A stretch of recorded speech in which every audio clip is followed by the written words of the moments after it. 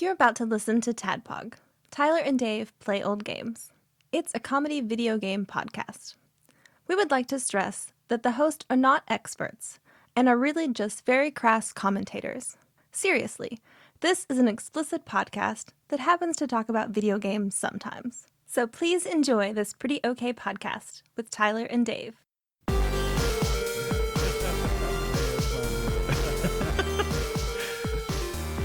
Okay, whenever you're ready. Hello, Internet. Hello! And welcome to another downright Texan TADPOG podcast. Yeehaw! Three old little doggies talking about Fievel Going West. But before we saddle up and ride into that horizon, what have you guys been up to? Well, it's good to be back in the studio with you guys. Yes. I've missed being here. Yes. And I've hated sitting in my office and then having to mix down the show with 3 separate tracks. Yes. That's a pain in the ass, but whatever. Anything for good content. Thank you for doing it. No, Anything it's for fine. Content. It's anything for content, yeah. let's not It's qualify. Anything for asterisk content. It's good. Let's not qualify the content. We'll put the asterisk next to good. Personal results may vary. I have been watching stuff on TV, which is weird. It's this new thing I do. Yeah, it's crazy. I started watching. I watched a movie called Knox Goes Away. Knox. Knox Goes Away. Okay. Stars Michael Keaton. It's this year, 2024. Wow. It's about this guy who's an assassin, Michael Keaton, and he finds out that he has a terminal condition where he's losing his memory, his ability to function normally every day. It's like dementia, and he's got a lot of things that he has to kind of get set right before he cashes out and retires from the business. Did I kill that guy? Did I not kill that guy? So you've seen it. Is that what you're saying? No, I just wrote it in my head. It's a spectacular movie. Okay. It's not funny in any way. It's Okay. not a comedy. It's a drama, but it's it was a surprise to me. I don't normally buy in for those. Like, Tanya brought it up and started playing it, and I found myself really getting into it and being interested in it. I do. It's one of Michael Keaton's best performances as far as I'm concerned. I do recommend it. 4 stars. Wisdom Sage says check it out. I watched another a series on Netflix that's starting to get a little traction out there. Also, you kind of get the impression on this one that you think it's going to be funny, but it is absolutely not. It's very dark as well.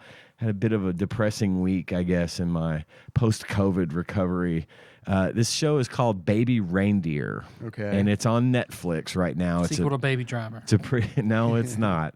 It's a pretty new series, from what I understand. It's like I want to say 7 episodes each. It varies between 30 minutes to an hour each episode.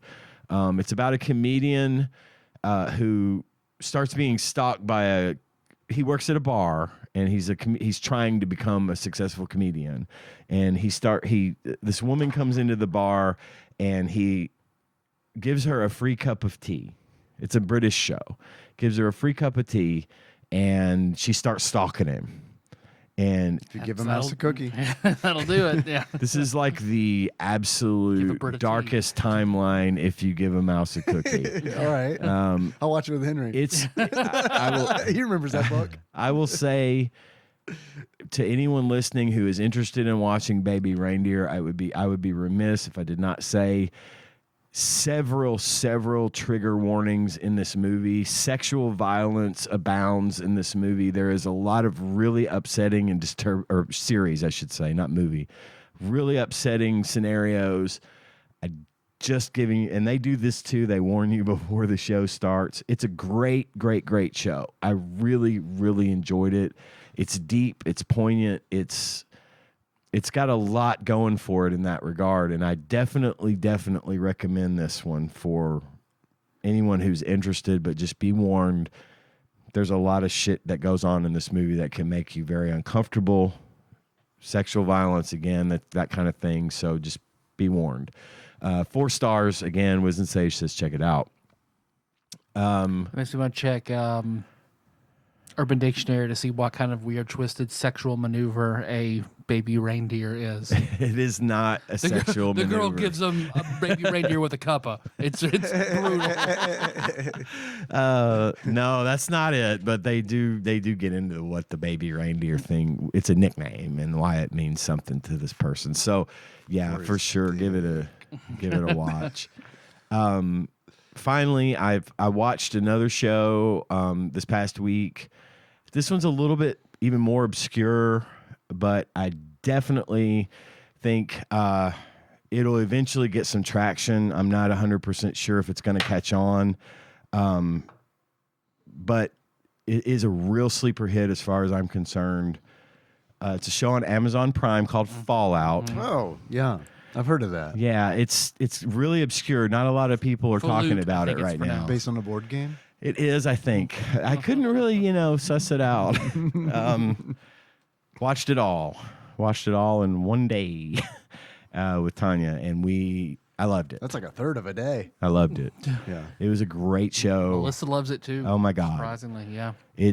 Tanya loved it as well, and she'd never even heard of. I mean, she'd heard us, like Gage and I we played Fallout, right? And she'd heard us play in and seen us talking about it years and years and years ago.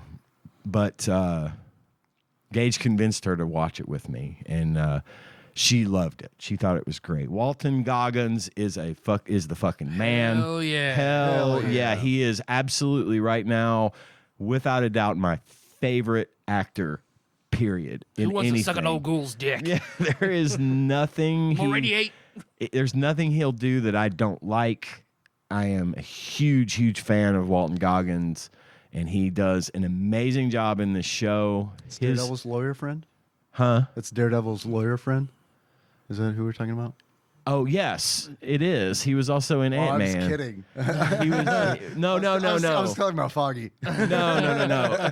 He was in Ant-Man, though. Walton Goggins was in Ant-Man and the Wasp. Oh, I haven't seen that one. It was the second Ant-Man movie. Okay. Yeah, he was in that one, too. And despite that movie being kind of shite, he wasn't shite at all. He was great. Cool. He's also in the Righteous Gemstones. Thank you. Which I found out he was talking to Seth Meyers, and he based Baby Billy partially on his own father. Oh, really? Yeah, he was like showing pictures of him and stuff. That's amazing. He knocked it out of the park. Really, everyone in this show did. It was superbly cast. The world around the Fallout world in the show was 100% as accurate as it possibly could have been. It was a lot of fun. It was super gory. The little shout outs, the little nods to the game, like the slow motion effect whenever people start getting shot and the bodies are flying around and it's all in slow-mo like it is in the game. Or like there was a scene in one of the shows where the main character Lucy, she's walking through a still functioning vault, and all of the other people in the vault are just sort of giving her that weird look, and their heads are tracking her, and then they snap back to normal, kind of like in the game, the way the NPCs just sort of stare at you as you walk past. Little shit like that was like abundant.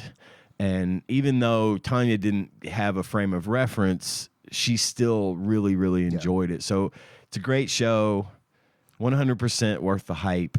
I cannot wait for the next season. And Walton Goggins has said like he's never played Fallout and he's not going to. That way he can still keep an outside perspective to the like showrunners getting too bogged down into game things. Yeah, so it stays a reference from outside to inside. And I think that's fair. That is Something- controversy about, because I'm not super far into Fallout, and I don't know that I'm not super far into Fallout, the TV series, the streaming series. Right. And I'm also not like super well versed in Fallout lore either, but I've heard like there's a controversy about like New Vegas essentially is not canon, and like they don't recognize some things that like a lot of Fallout fans find to be like very important. Have you heard any of this? I haven't heard any of the but it doesn't surprise controversy. me since it's Obsidian. Like Yeah. I'm not Right. surprised. Well, they make a reference to New Vegas in the show. Can you tell me what that is? I think without spoiling anything, it's referenced at near the end. Okay. Almost implying that the next series, the next season or whatever is going to possibly involve New Vegas in some way. Okay. And that may be where they're getting I wish I bent had out more of shape. information for you. Because to be perfectly honest, when I was hearing about it, it was all so over my head because, again, I'm not like steeped in Fallout lore. Because I'm only on episode 5. Yeah. So I haven't even gotten to. There is not a whole lot of references to it until the very end. And really, even then, it's only one. Yeah. And all it is just an implication that something may be happening that includes, that might be taking place in New Vegas in the subsequent seasons, or it may get an honorable mention or a quick, I don't know, but there wasn't a whole lot of New Vegas reference in the series that I could tell. There was some stuff here and there that's kind of common Yeah. that would have possibly come out in New Vegas that wasn't maybe in Fallout 3. But for the most part, I didn't think it was worth getting bent out of shape about because, Yeah. frankly, I love New Vegas. I don't care who. New Vegas is my favorite one, hands down. It's great. I love I all loved of them, it. but New Vegas is my favorite. And for a company to come in, and I feel like they did a really great job of integrating the story Hell yeah. into this. And I don't think it was as, fine. You want to get bent out of shape about Bethesda not doing it. Well, that's not a good reason. Not in this case, because I don't think they did anything wrong. I think they did a great job. Yeah. And I think it absolutely has a place in the series, the streaming series as well, because I think it's relevant. Oh, I think that would make a great season for them to go there and just be in New Vegas doing shit. Well, and that's kind of the implication. Again, it's not heavy. It's the literal last thing you see. Yeah, give me Caesar's fucking Legion, man. Yeah. Yeah, exactly. I love it. But I found the controversy. I do want to talk about it because I want to know more about it because I don't really understand it. do you want to know more? I do, but it's also like this article is like, hey, this is like spoiler stuff before the series. Oh, okay. So I also don't want to. Well, when you get finished with it, if you want to bring it up, Yeah, We can talk about I'll it, look more into it. I unless just you're feel, worried about it. No, I just feel bad because I brought it up and have nothing to. oh no, I was hoping that, honestly, to be perfectly honest, I thought it was something that you guys would know about. Yeah. Because Tyler, I know you love Fallout, and Yeah, so much. but me too. yeah, I don't want to go any further because I don't want to. I haven't watched any more of it. It's a which hell is of a shame. series. It's a hell of a liked it. series. I liked what I saw. I liked the first episode. But And I give it the highest recommendation. 4 stars. Wisdom Sage says check it out. Probably 5 stars. Wisdom Sage says check it out. It's just, especially if you're a Fallout fan, especially if you've played the games and enjoyed anything about Fallout ever. It's not just fan service. It's actually a really good story. It's really well acted. The sets, the action, the graphics, the displays, the whole thing is done so well, Yeah. and on such a grand scale. yeah, Even if it's not on a grand scale, it feels like it's on a grand scale. They do an excellent job of putting the viewer into that place. And so, again, without question, I recommend Fallout on Amazon Prime. All episodes are available right now for season 1. I think that like the fact that Tanya, Melissa, and Nikki all liked the show is like a testament to the fact Truly. that it's not just for fans Absolutely. of the game. Truly. And even me, I mean, I played Fallout 3 in New Vegas and I liked those games very much, but I'm not like a diehard, like, no. yeah, Sure. yeah. Yeah. And You notice I that's didn't say Fallout 4. you're absolutely right. It is 100% designed to be watchable and enjoyable by someone who has never known even the slightest bit of anything about Fallout. And that I don't know if that applies to Melissa. It definitely applied to Tanya. Pretty much. I mean, she knows enough of like what I mentioned in passing. Sure. Or Same. That's kind of the way it was for us. So yeah, for sure, it's big deal. I loved it. I'm glad they did it right. The rumor is, at some point down the road, Amazon is supposed to be carrying this Dark Tower remake. Is that a rumor? Is that a real it's thing? I've heard about that for a long time. It's a long-winded rumor. It's been going for a while. It needs to be a series. It doesn't need to be a movie. It is, doesn't- and it is planned to be a series. And Mike Flanagan is supposed to be the guy doing it. Who is that? He's done it. He did like Follow the House of Usher. Oh right. and- Oh yeah. I think I had mentioned this it before. I must have forgotten it. Then that sounds like the name of a character who would be in the Dark Tower. Mike Yeah. Flanagan. Yeah. Yeah, he It does. really does. So if he's gonna do What it, do you run like a boat shop or something? if he's gonna do it, and they'll give him the money to do it all the way, Hit your then head. You it'll woke up in the wasteland. it'll be fine. Cy It'll be Flanagan? fine. Cy Flanagan. But if they put even half the effort into this thing, this Dark Tower, if that ever comes to pass, as they have Yeah. with Fallout, Yeah. that bodes well Man, as far as I'm concerned. I don't know. So I'm like, I don't want to hijack your Nope, go ahead. your bit, but Jack it off, baby. Back away. shoes on, jacket off. I'm like 2 hours away from finishing Dark Tower 7. and I'm 2 hours into Dark Tower 7 now. Catching up. And man, as I've been listening to these books, I've constantly been thinking about how you could do this. Me as too. A film or series adaptation. The film I'm thinking adaptation tabletop, but yeah. didn't work. Sure. The film adaptation didn't work.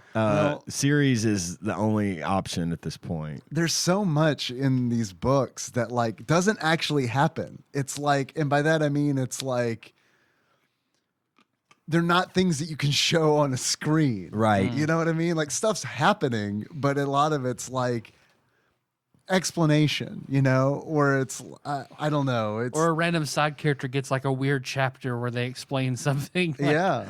Like what the lady who Susanna got her shoes from. Yeah. Has like a. Oh, and I whole love that. chapter. And that Dude, I should was be the so So I opener. like reading like that, Yeah, but I yeah, can see yeah. where like they'll probably cut that. No, that's an Well, I don't episode. know though. That's a whole episode. It's on the show. That could be the intro to an entire show, an entire, like the opening sequence is some woman walking through New York, right? Oh and yeah. then suddenly out of nowhere, here's Susanna or Mia or whatever you want to call her. Yeah. But yeah, it's I've been doing the same thing, which is almost like pseudo writing a screenplay in my head, Right, Of, yeah. of how Sure. would we shoot this? How would we It's hard. do it? It's It's tough. what I've found. It- I'm and- not like a director or anything. God, I know, right? I couldn't do it. I could give ideas. I could be part of the, brain Ooh, trust. that's bad. I can be that guy. The focus The focus group, yeah. Yeah. And speaking of the Dark Tower, of course, I've been finished with it for a while. I also went through Wind Through the Keyhole. I was talking to Dave a little bit about that.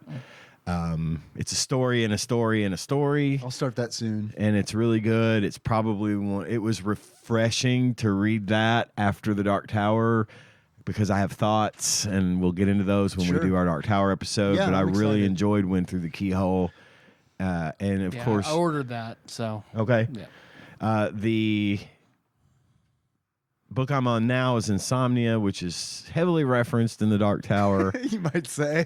You could say. That's one way of putting it. I had already read it. I have the book. I have read the book years and years and years and years ago when it first came out. We bought a copy and read it. Great book. When did that come out? Like 92, 93. Okay, It was it's more recent. a long than time ago. I mean, Yeah, well, it's more recent is. than I thought it would be. It isn't one of his like. It wasn't like back when It and all that. Right. This was written post or during the writing of the final books of the Dark Tower. And they're tied together loosely. It's not about gunslingers and stuff. Speaking of it, I've got some questions. Okay. They'll come up, I They'll guess, in come up, Patreon. yeah. with Odds Lane. Yes. Okay.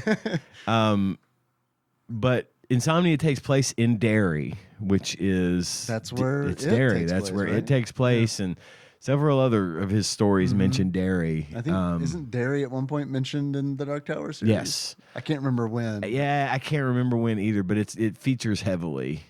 And I want to say I don't think it's not the town that they talk about in Needful Things. Needful Things is another really good one. I haven't read that one. I always want to say it's Derry, but it's not. But anyway, Insomnia is a pretty good book, and I'm about third of the way through it, and there's already references to things that are from the Dark Tower, and it's just another one of those ways that he's trying to tie everything together. And I do remember more about this book than I did about the Dark Tower 7 or Song of Susanna.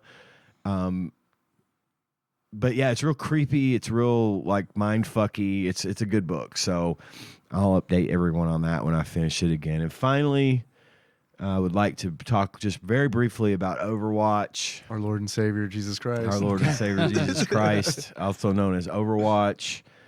Yeah, everyone come into my streams, and this isn't Ian playing Overwatch. I haven't had a chance to stream in a while. I got to figure some shit out on that because my lighting sucks, my audio sucks, I'm streaming through the Xbox and it's having trouble and it's not syncing up properly. I've got some technical issues to work out. So I may just do some no camera, just straight stream Overwatch, and maybe I'll get on Discord and talk to people while I play. I don't know. You can stream to, I don't know if you can stream to Discord from Xbox, but streaming to Discord is a thing. Oh, okay. I've done that a couple times. I'll have to look through. It's fun. At that. It's more intimate than like streaming to like Right. Twitch. Well, I've got a platform that allows You me can to kiss on Discord.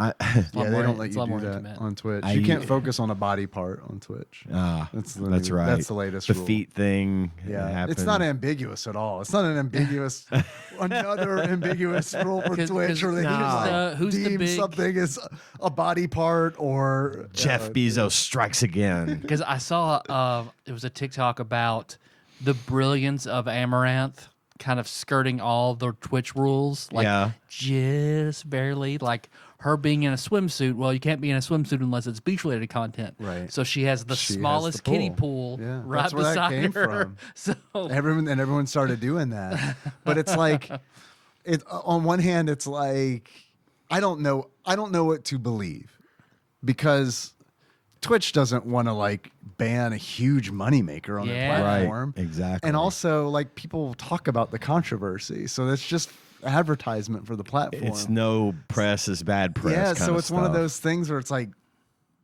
I don't know, man. Like, I'm I not guess like they a have to conspiracy keep- theorist, but like, what's going on here? Is this like an intricate marketing Yeah. thing? You know? Yeah. or do they have to keep like to marketing, like to the sponsors? Like, we're trying to do something about it, Yeah, maybe. and that's just further. It's just Yeah, call it as a wheel. maybe. Yeah. The problem with it all is like, I don't know, man. It's not like TV. Like, and you're trying to show.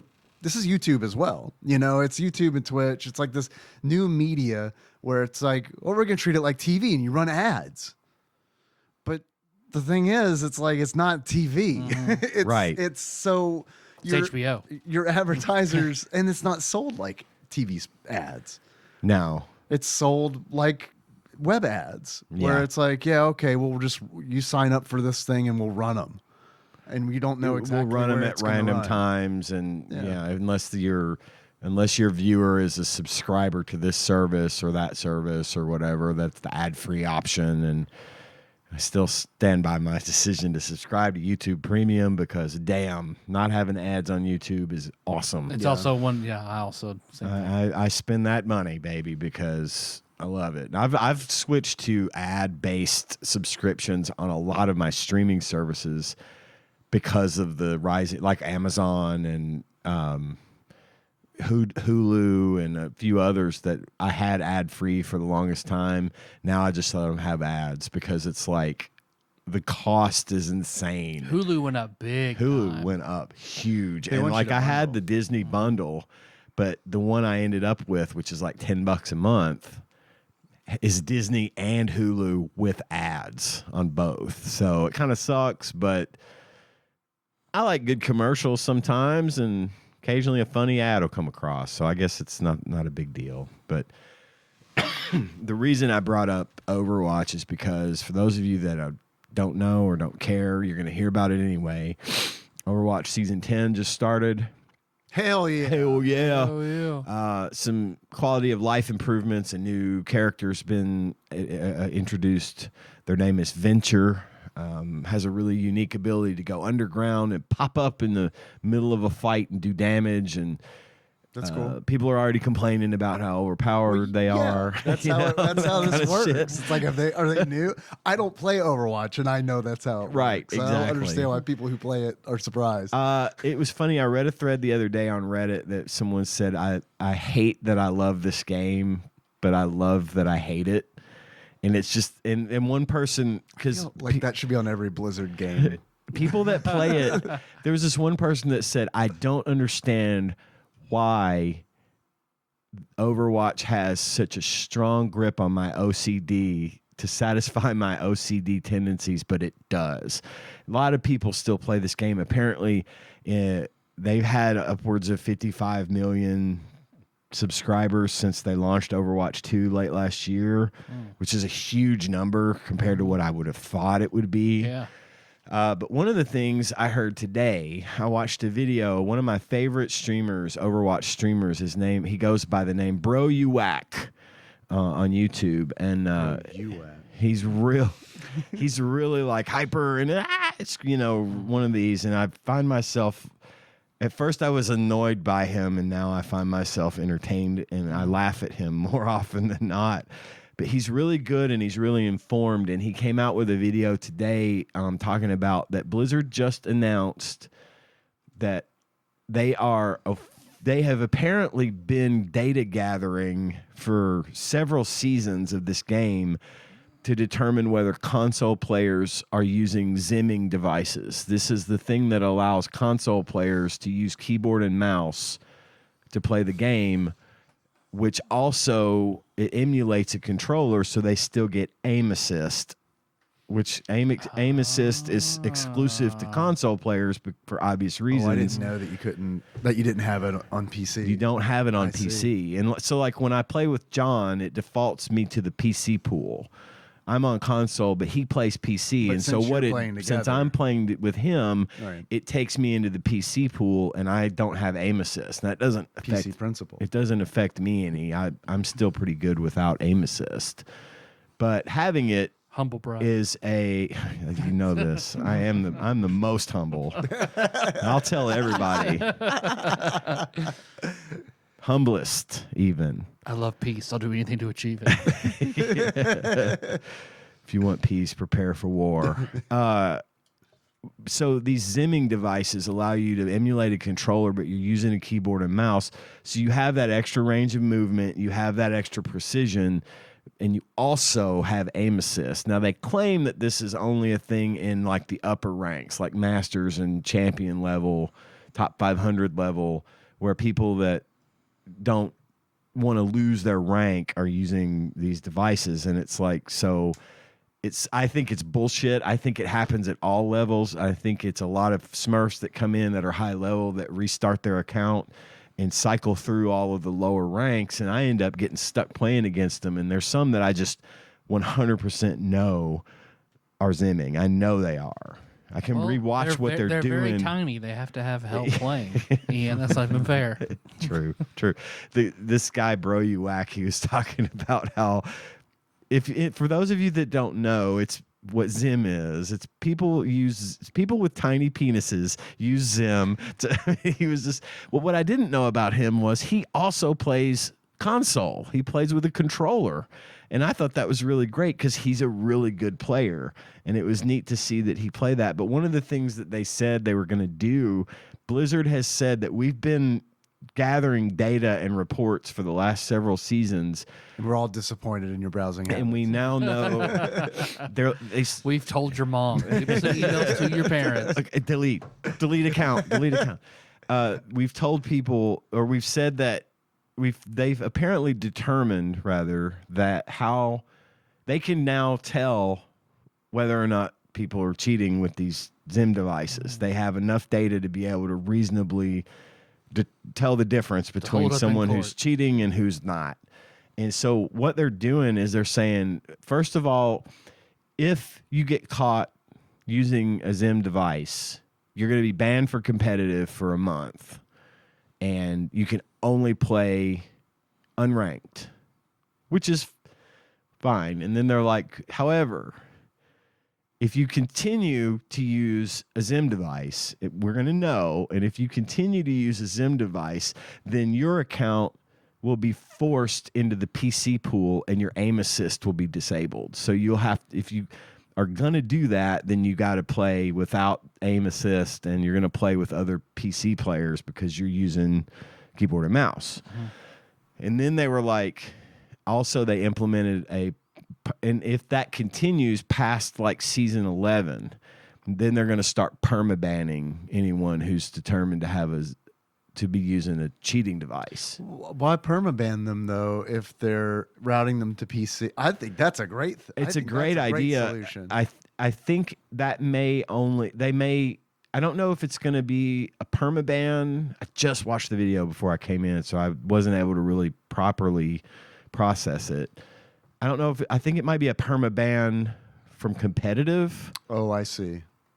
They're doing something. There is definitely a permaban involved at some point, but what they're essentially, this has been a problem since 2016, since this game launched. Yeah, I remember looking into it. Yeah, and being like, "Hey, how much is this?" Right, and it's like expensive because my computer sucked. Right, and you wanted to play. Yeah. Well, and that's the thing is I never understood why they didn't give you the option on console to use mouse keyboard but play in the PC pool. Like it'd be great. Yeah, totally. And it turns aim assist off. Right. That would be great.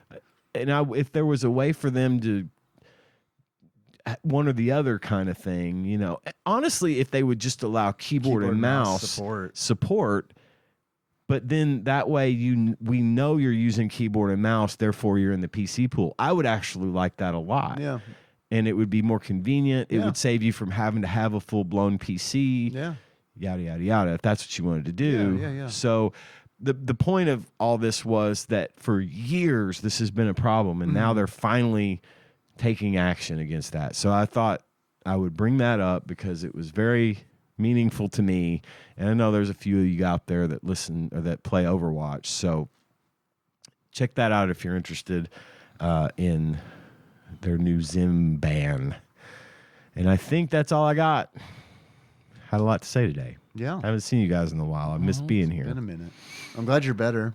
Thank you. Me too. Dave, how about you? I've been reading The Dark Tower, as I said earlier. Almost done. Kind of dragging my feet on it a little bit because I know there's more. I know there's went through a keyhole, but I've enjoyed it. I really have. I've enjoyed the whole series, and I'm enjoying this last book. I'm excited to talk to you guys about it. Yes. There's so much I want to talk about, but Me I want to too. save it for Patreon bonus episodes, patreon.com/TADPOG. That's I can describe the cover of it if you want. Other than that, man, I've been playing Final Fantasy. You know me, I like to do that. I've gotten through all of the raid content now. Well, I shouldn't say all of it. All of the normal raid content, not the like extreme versions of them or all the super hard difficulty stuff. So I'm just gearing up. That's going well. I enjoy the grind. I like the content, so I like that grind. Nikki and I caught up on Shangri-La Frontier. We need to catch up on Spy Family because we're about 5 episodes short. I need to pick that one back up too. I haven't watched any anime in so long. I know I'm behind on that and probably a few others. Code White comes out in theaters tomorrow. Oh yeah. So we were gonna watch that, but I don't know because now it's like there's a whole like thing going on with us and with one of Henry's friends' family, and we're trying to help them out, and we're watching Henry's friend a little bit this weekend. Yeah, and it's kind of like okay, kind of messes up the plans. Are they sponsoring quilters and making the kids stay at your house so that Damn, the that's quilters? a good idea. I forgot about Quilt Week. My parents did that to me. Did they really? Yeah. Where'd you They sent me to my friend Brady's house for a week and then put 2 women in my room that smoked, Oh, fun. and they let him smoke That's in my how room. it started. Probably. No, I was already smoking. You walked in and they were peeing and smoking, looking out the front door, and that's when it all Hey, you can't started. smoke in here. Keep peeing, but you can't smoke in here.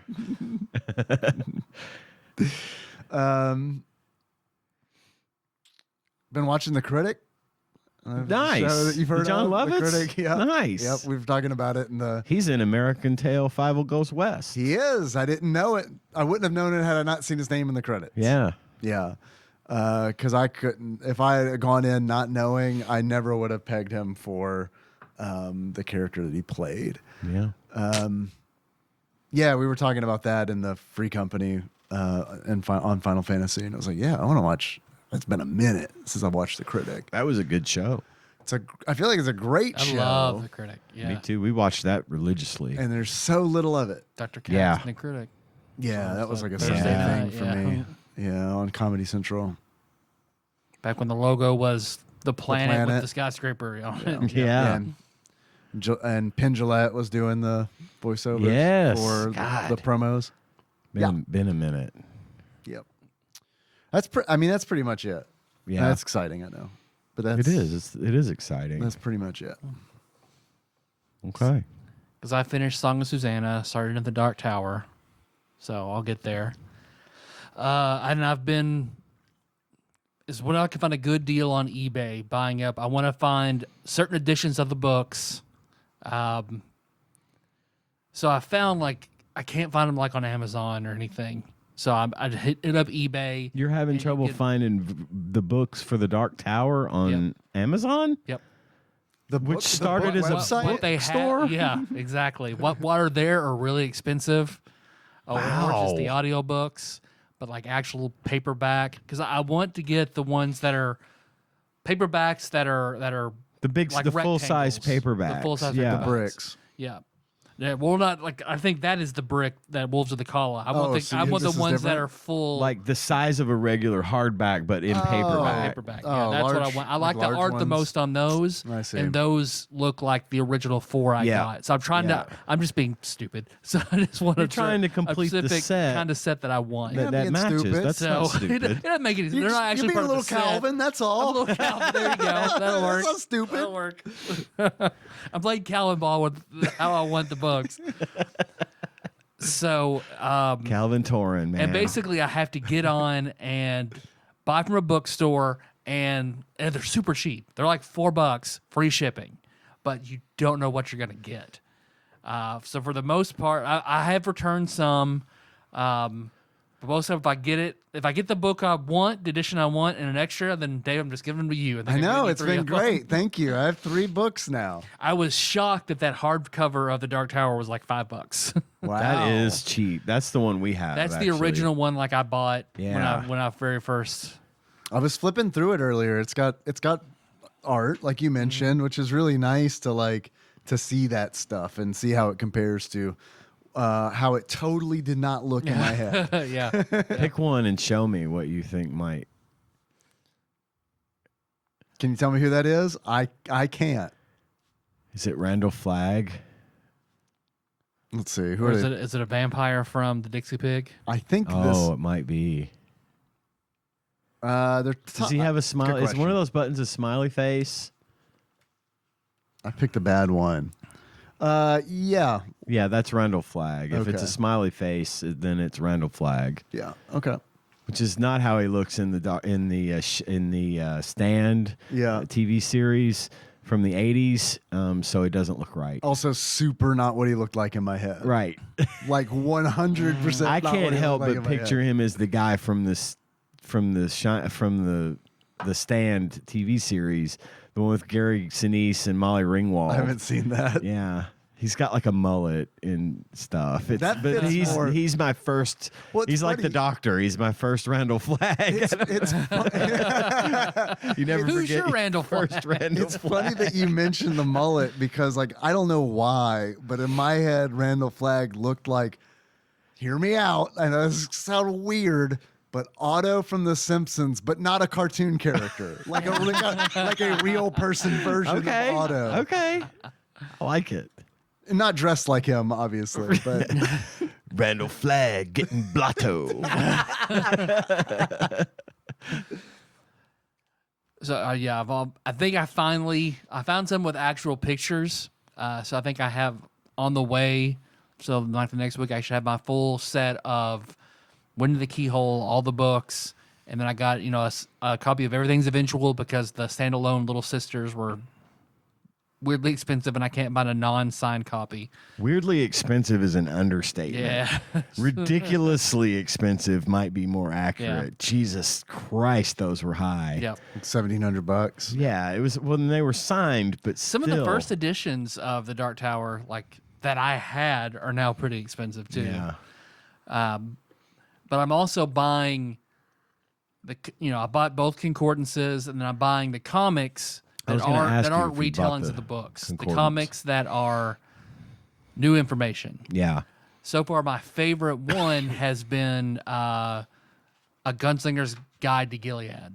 Oh yeah. And it's like just Gilead world building. All the towns. It's got bios of like all the gunslingers Really? and shit like that. Oh, I'd love to see that. And that's I really like that.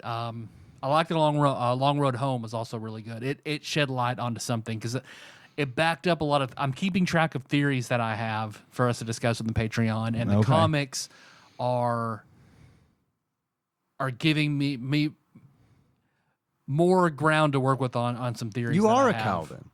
Yeah. That's what they're called, right? Yeah, the the Calvins, yeah. That like gather all the the lore researchers for the, and for the TET, right? For the TET Yeah. Corporation. yeah. Oh, spoilers, maybe. Not even listening. Oops, sorry. No, yeah, that's correct. You got it. So, because I do want to do a tabletop of this eventually. So that's part of when I saw that was in a lot. I was like, I'm gonna have to have that. I've been fleshing out my character for this tabletop in my head, Yeah, so love I'm it. excited to do that one. That'll be fun. And because then there is one. I remember there's one blurb in the book that talks about like Roland needing his guns in the tower. It was necessary for him to have his guns. Yes. His father's guns, Arthur Eld's guns, to get to the tower. Correct. And I was like, I wondered like, why? Why are his guns different? It's finally explained in that guide to Gilead. They're forged from Excalibur. They're aren't forged they? Yes, from I did not Excalibur. know that. Yeah, Yeah, they mentioned read that. It's mentioned, and I just heard it. You'll like, get got there that a couple because days he ago. actually Yeah. explains it in the 7th book. Yeah. Okay. But it's like the way to get in. It's Well, see, that's another theory that I have. Okay, spoiler. Okay. Yeah, I'm Don't- not getting- Don't spoil it for me. I'm not there I'm yet. trying to like It also break mentions the anything. sandalwood. Does it say about the sandalwood grips being different too? or It just, mentions sandalwood, but I don't know. I don't recall hearing anything about what the significance. Yeah, of the Stephen sandalwood. Jeschain's bio also says the sandalwood grips on those guns are different from all other sandalwood grips. Okay, see, I don't know about They retain that. their smell 30 generations because Roland is the 30th generation of Arthur Eld. Right, okay. I didn't know that. I thought it was a lot more Yeah. recent than that. I didn't but know that either. Yeah. I wouldn't have thought it was that far removed. Yeah. I mean, I knew he was direct descendant, but I also didn't know if it was like he was a direct descendant or like adjacent, kind of like the way that Eddie yeah. and Susanna are all say, I'm Eddie Dean from New York, line of Eld kind of Right. thing, but He's a direct descendant, like from a bastard line, I think, pretty Yeah. much. But he's Okay. still the last descendant, gotcha. the 30th descendant.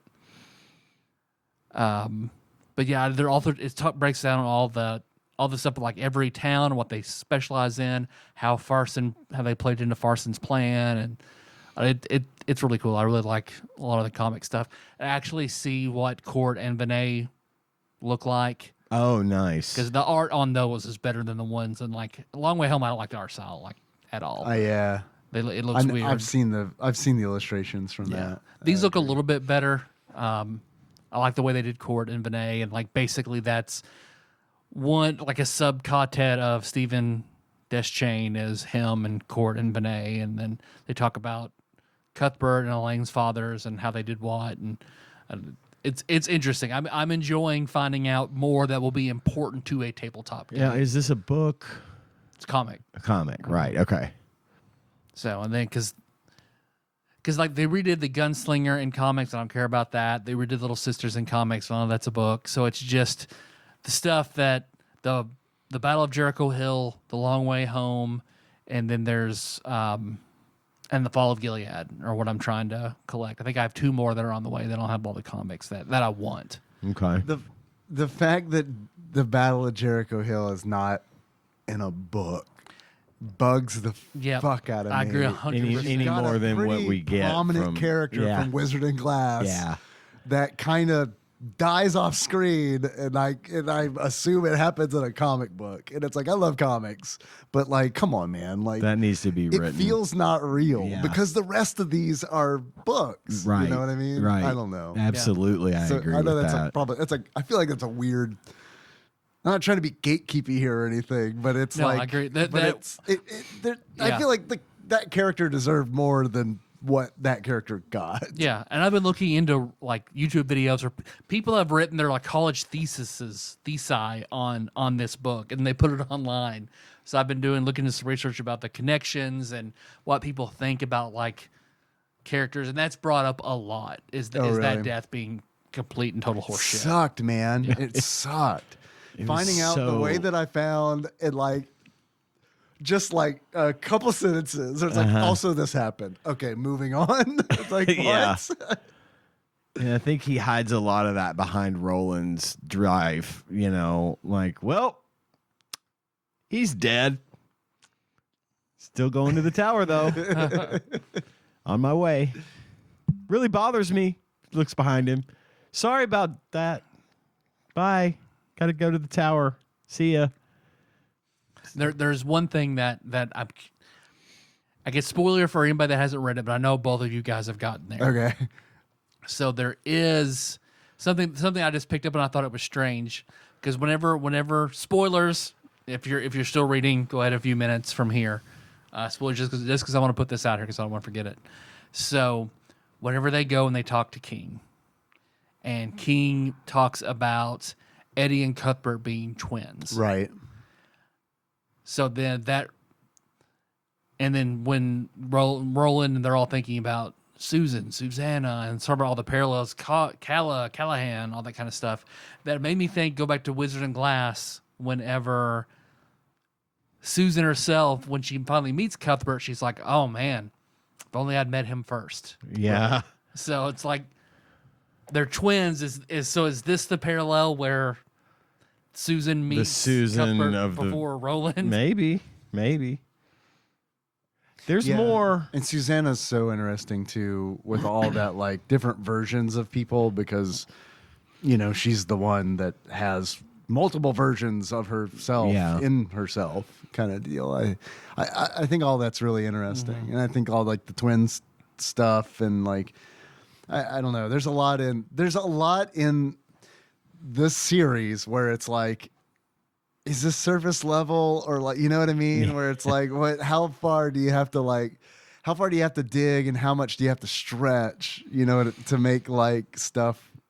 Well, it feels so different than other, because it's still, I mean, these are still fantasy books. Totally. But they're so different than other fantasy fiction books that like stuff like that is relevant, and we're like, I wouldn't think about stuff like that when I read Lord of the Rings or medieval type fantasy fiction, or like even a lot of Sanderson fantasy fiction is completely different than this. I think like my favorite part of the lore in Midworld especially is the old technology that some of it still works and some doesn't, and he alludes to all the things that happened that the old ones did, and I like that part the most. That's very Fallout too. You know, it's very.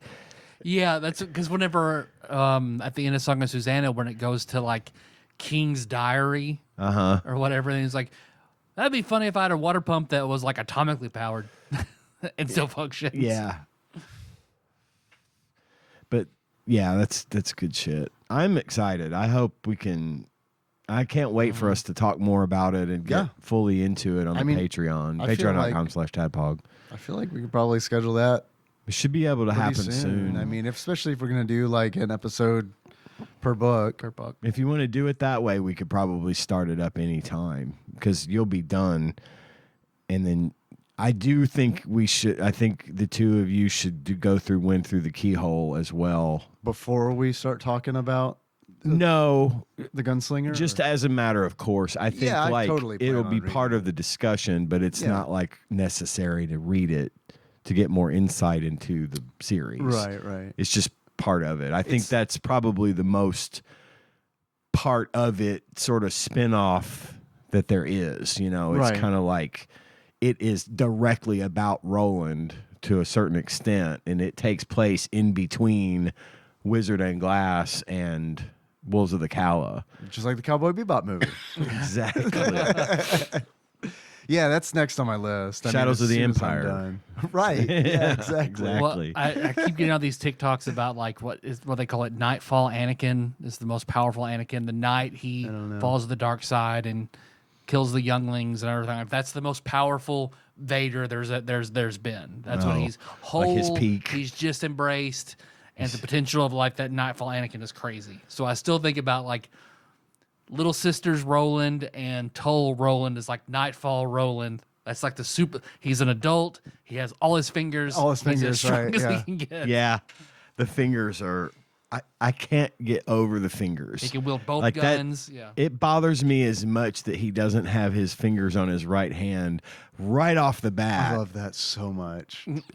I love it too, but I can't help but dwell on it. Like he probably does. Yeah. You know, No, that's one Like of the it reasons I think is it's great. never It far from my fucks him up. mind It that fucks him up like right from the start. right from the beginning. He's at a disadvantage. And Yeah. it's like, You oh, do man. see him kill a whole town, then it's like, man, what can't this guy fucking do? Oh, okay. Never mind. Yeah, I mean, I love how it happened. I mean, I don't love it. It's awful, but it's like It's well done. It's great. It's super well done. as far as like storytelling Absolutely. goes, the Oh, fact yeah. that the way that he loses his fingers, so is- like nonchalantly And I it feel just like- happens. I feel like that's in general how loss is treated Yeah. in the Dark Tower series. I Agreed. do honestly feel like it's like, oh, okay, well, that just happened. And it doesn't bother me when it happens on screen. It's when it happens off screen and it's like, oh, yeah, by the way. This guy you got to know for like 800 pages. Well, this happened. I keep trying to You don't get to see it or I anything. keep putting myself in the frame of mind of like this, of only having these fingers, you Yeah, I know, and know. being like, how I would have trouble functioning like this, and I am not a gunslinger, you know, it would just be crazy. yeah. Or and like it's- in the end of Wizard and Glass, he would have killed Flag had he still had his fingers. Yeah. Like, right. Because he right. reaches for his gun and his Right. finger, he and can't there's get a it. second delay. Yeah. Yeah. Because of his fingers. Well, it's also interesting, like, you know, thinking about the themes. I know we're not talking about the books. I know this isn't the episode. It's tough. It's but tough like not to. the different themes in the whole series, and it's like the loss of limb, like dismemberment, is a theme. That's a theme Yeah. in the book with Susanna, and you know the pusher, and like Roland's hand, and I mean it's all it's interesting. It's is. interesting. And it's deep. And we're going to get deep into it soon. I think we should. Patrick, Yeah. I mean, I like Patrick. yeah. I like him and I don't like him, but I like him. You know what I'm saying? I think I know exactly what you're saying. Yeah. Yeah, we Yeah, got to I stop. know, We got to I know. stop because we're going to get into this and Got I an want idea this for a to- draft? If you guys want to do Okay. a draft? Yeah, let's do a draft. Dismemberment draft. What? the worst. What limbs Worst could you like? limbs to lose. I was thinking a mouse draft. A mouse draft. You know, I knew you were going to, I thought I'm going to get in front of this. I'm going to make a list because I know Tyler's going to pick drafts about Damn. favorite mice. There's a lot of fictional mice. And I forgot to do that. So Oh. I did have the thought. I didn't execute the idea. Yeah, sure. Favorite mouse. Favorite mices. I love mooses. Mises to pieces.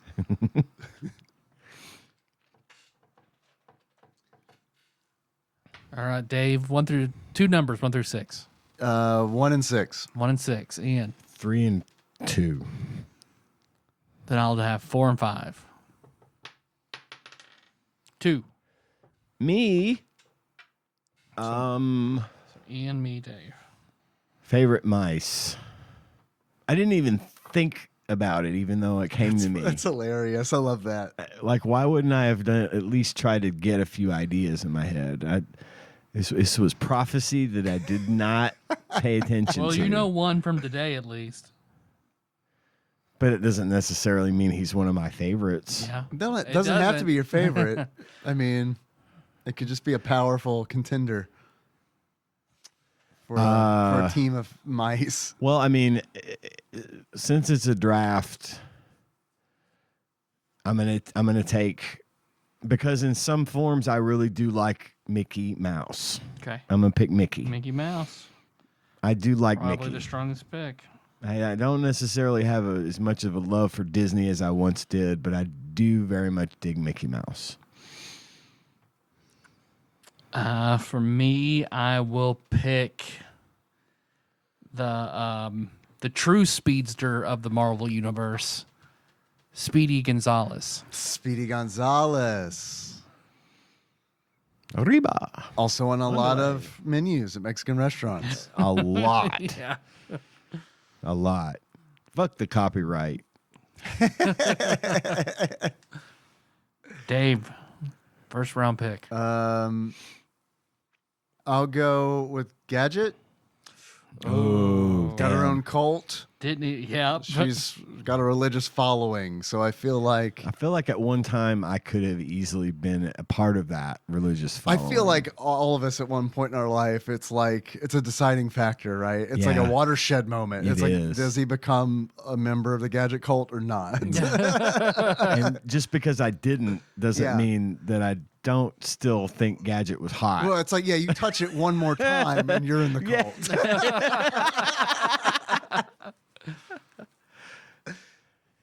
Ian, number 2.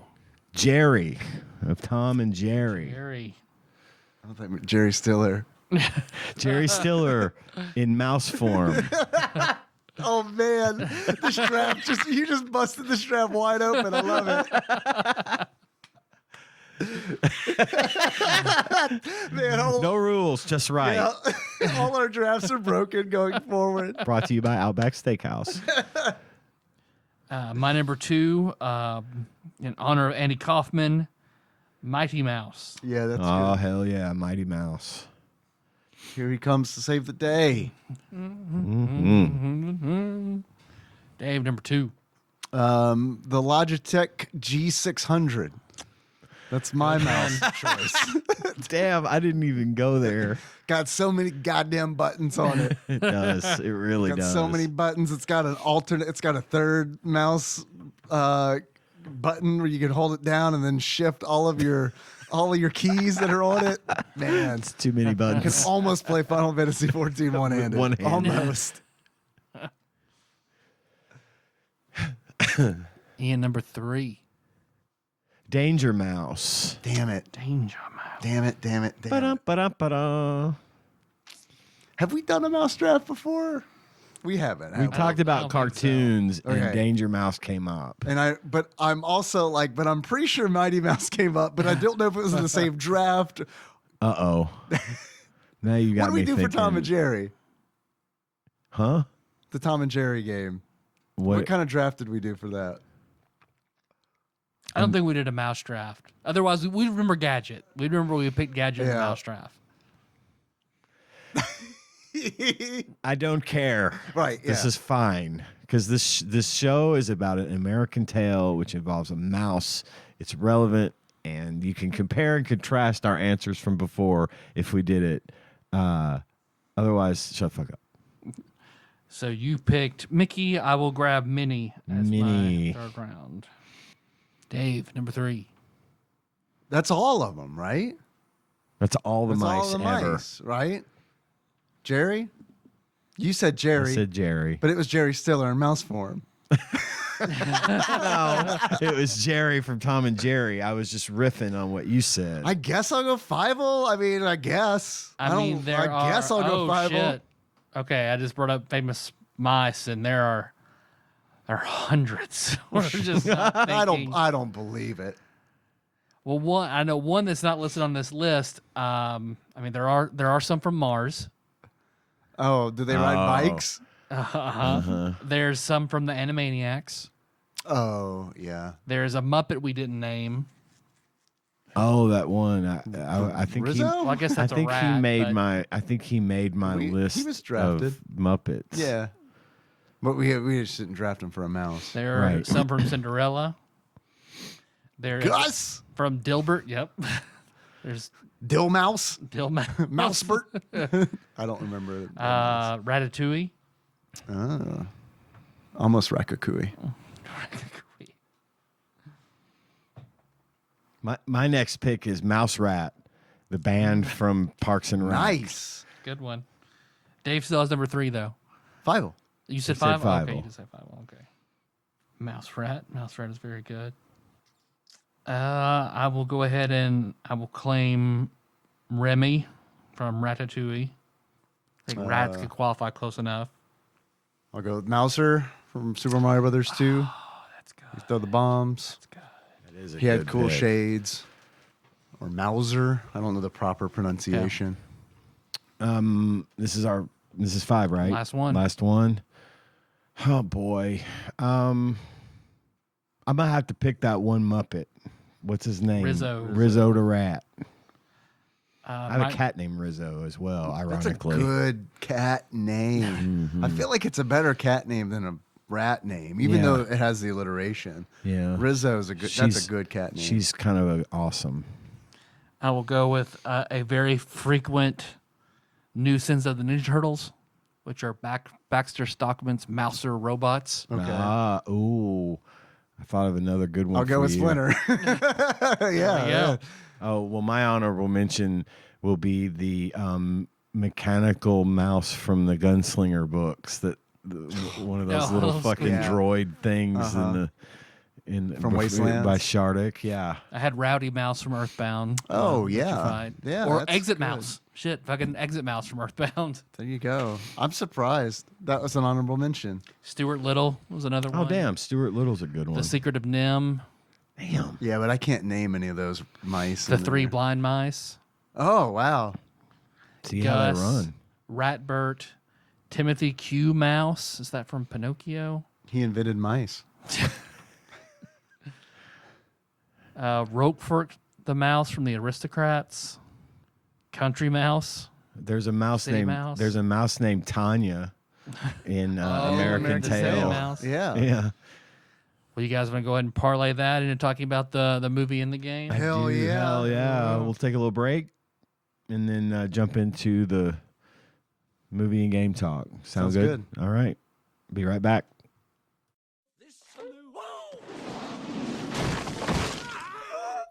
Pussy, pussy, pussy, pussy, pussy, pussy, oh, pussy. Humans look so shiny and. And now for the game and movie talk. Yes. Cuban Geek. I'm never going to stop. Please don't. And so I was playing Truman Hollow Knight, and I got to the part where you go to the hive where all the bees are. And Derek Pope Sandwich is like, would you say there are any Cuban bees in this hive? Yes. Yes. I'm so glad it's caught on. Uh-huh. So Fievel Goes West. Again. Again. He already went Westerer. west. Yeah. Did you guys see the movie or play this game or anything as a kid? Nope. No. I've never seen an American Tail, even up till now. I haven't. That one, This is- that one I saw, An American Tail. The original, I remember seeing that one in the theater. I think my mom took me to that one. It was either weird. You'd think I would know the difference between a theater and school, but it was either a theater or in school. Well, I know based on I both. never saw it. I know the song "Somewhere Out There" came from the first movie, which I didn't know. I just thought it was. really? I just thought it was a Linda Ronstadt song. Yeah. Turns out it's from An American Tail. Yeah. Also scratchy. I don't want to be scratchy on the mouse draft. Oh damn! Sorry. Oh, you're good. And what I could gather from watching An American Tail, Fievel Goes West, is that these were some Russian mice that came to America. Yeah. And found their tried to Mousekowitz. get away from Mother Russia and go to America to make their way in the world. Yeah. Mouse immigrants. Yeah. I learned all I needed to know about American Tail Part 1 from an American Tail Fievel Goes West. I don't know. I sussed it out. Yeah. I'm not watching the first movie. Man, it's a shame. It's not for me. I totally get it. I also, if I hadn't seen either of the movies and I saw Fievel Goes West, there'd be no fucking way I would watch American Tail. There's no fucking way. There's none. They had their shot, and I blew it on this one, I guess. It's also like, you're right. It's not for you. It really It's isn't. fine. Yeah. I didn't hate the movie. I didn't like it. But it wasn't the my. It's premise- not anything I'm ever gonna watch again. right. I don't understand the premise of the villain's plan. Well, yeah, why not? I told Nikki, I was like, we're watching. I was like, why doesn't this motherfucker just eat them now? Yep. This is Yep. like, why you're All right, we send gotta- them all west? We got to so do you some. can kill them in a big trap. We got to and do then some eat them. content. Do you have to have them all in one big pile in order to make a burger? Is that the one goal? burger? One burger. His thing was that he wanted to use the mice as slaves, Yeah. and then he was going to eat them. So he wanted them to build his empire, which is ridiculous because he's a cat and they're much bigger and much stronger. There's also several of them. You know what I mean? There's not nearly There enough are- mice he to has go around. A ton of cats. Yeah, that whole saloon is full of goddamn cats. They totally could have just built his empire, which I guess it's just like fucking tin cans and shit on the ground. Like, Yeah. Let's do some backstory, some Okay. context. sure. American Tail, Fievel Goes West. We've got the mice family, Fievel's family, which is his mom and dad and two sisters, one of which is a baby. The other is Tanya, the singer, the diva, if you will. Yeah. Fievel is having a dream about being an Old West gunslinger, which I think With all his fingers. the Dark Tower, the Dark Tower series is going to be Fievel is Roland, I think. So I'm with this reboot. Or he's Jake and Wiley Burp. oh yes, it's Roland. Roland, the busted gunslinger. So he has this fantasy of Can we CGI Jimmy Stewart in? the gunslinger. he has this dream about laying down the law in the Old West, and then he wakes up from his dream and chaos With his trusty pop ensues with this. Then the cats are running amok trying to catch the mice. Cat attack. Yeah. Then, as Dave pointed out, the main cat, Cat R. Wall, Voiced by John Cleese of Monty Python and Fish Called Wanda fame, comes up with this brilliant plan to trick all the mice of going on a train all the way out to Green River, probably New Mexico, if I had to Utah. guess. Is it Utah? Yeah, I only know that because of. And how? How does he trick all the mice? With a puppet. Mouse puppet. So as the mice are escaping from the cats, they take refuge and run in a like hamster wheel style down the street in a tuna can, and they narrowly escape the cat by going into the sewer grate. Then they ride the tuna can down in the sewer, and they see at the end of the tunnel a bunch of mice listening to a puppet that is being controlled by the bad guy, Cat R. Wall. And I know we're not talking about the game yet, but what I had a laugh out loud moment when I played the game. You fight the puppet as one of the bosses, Yes. and you know it's a puppet because in the background there's a sign that says puppet. Right.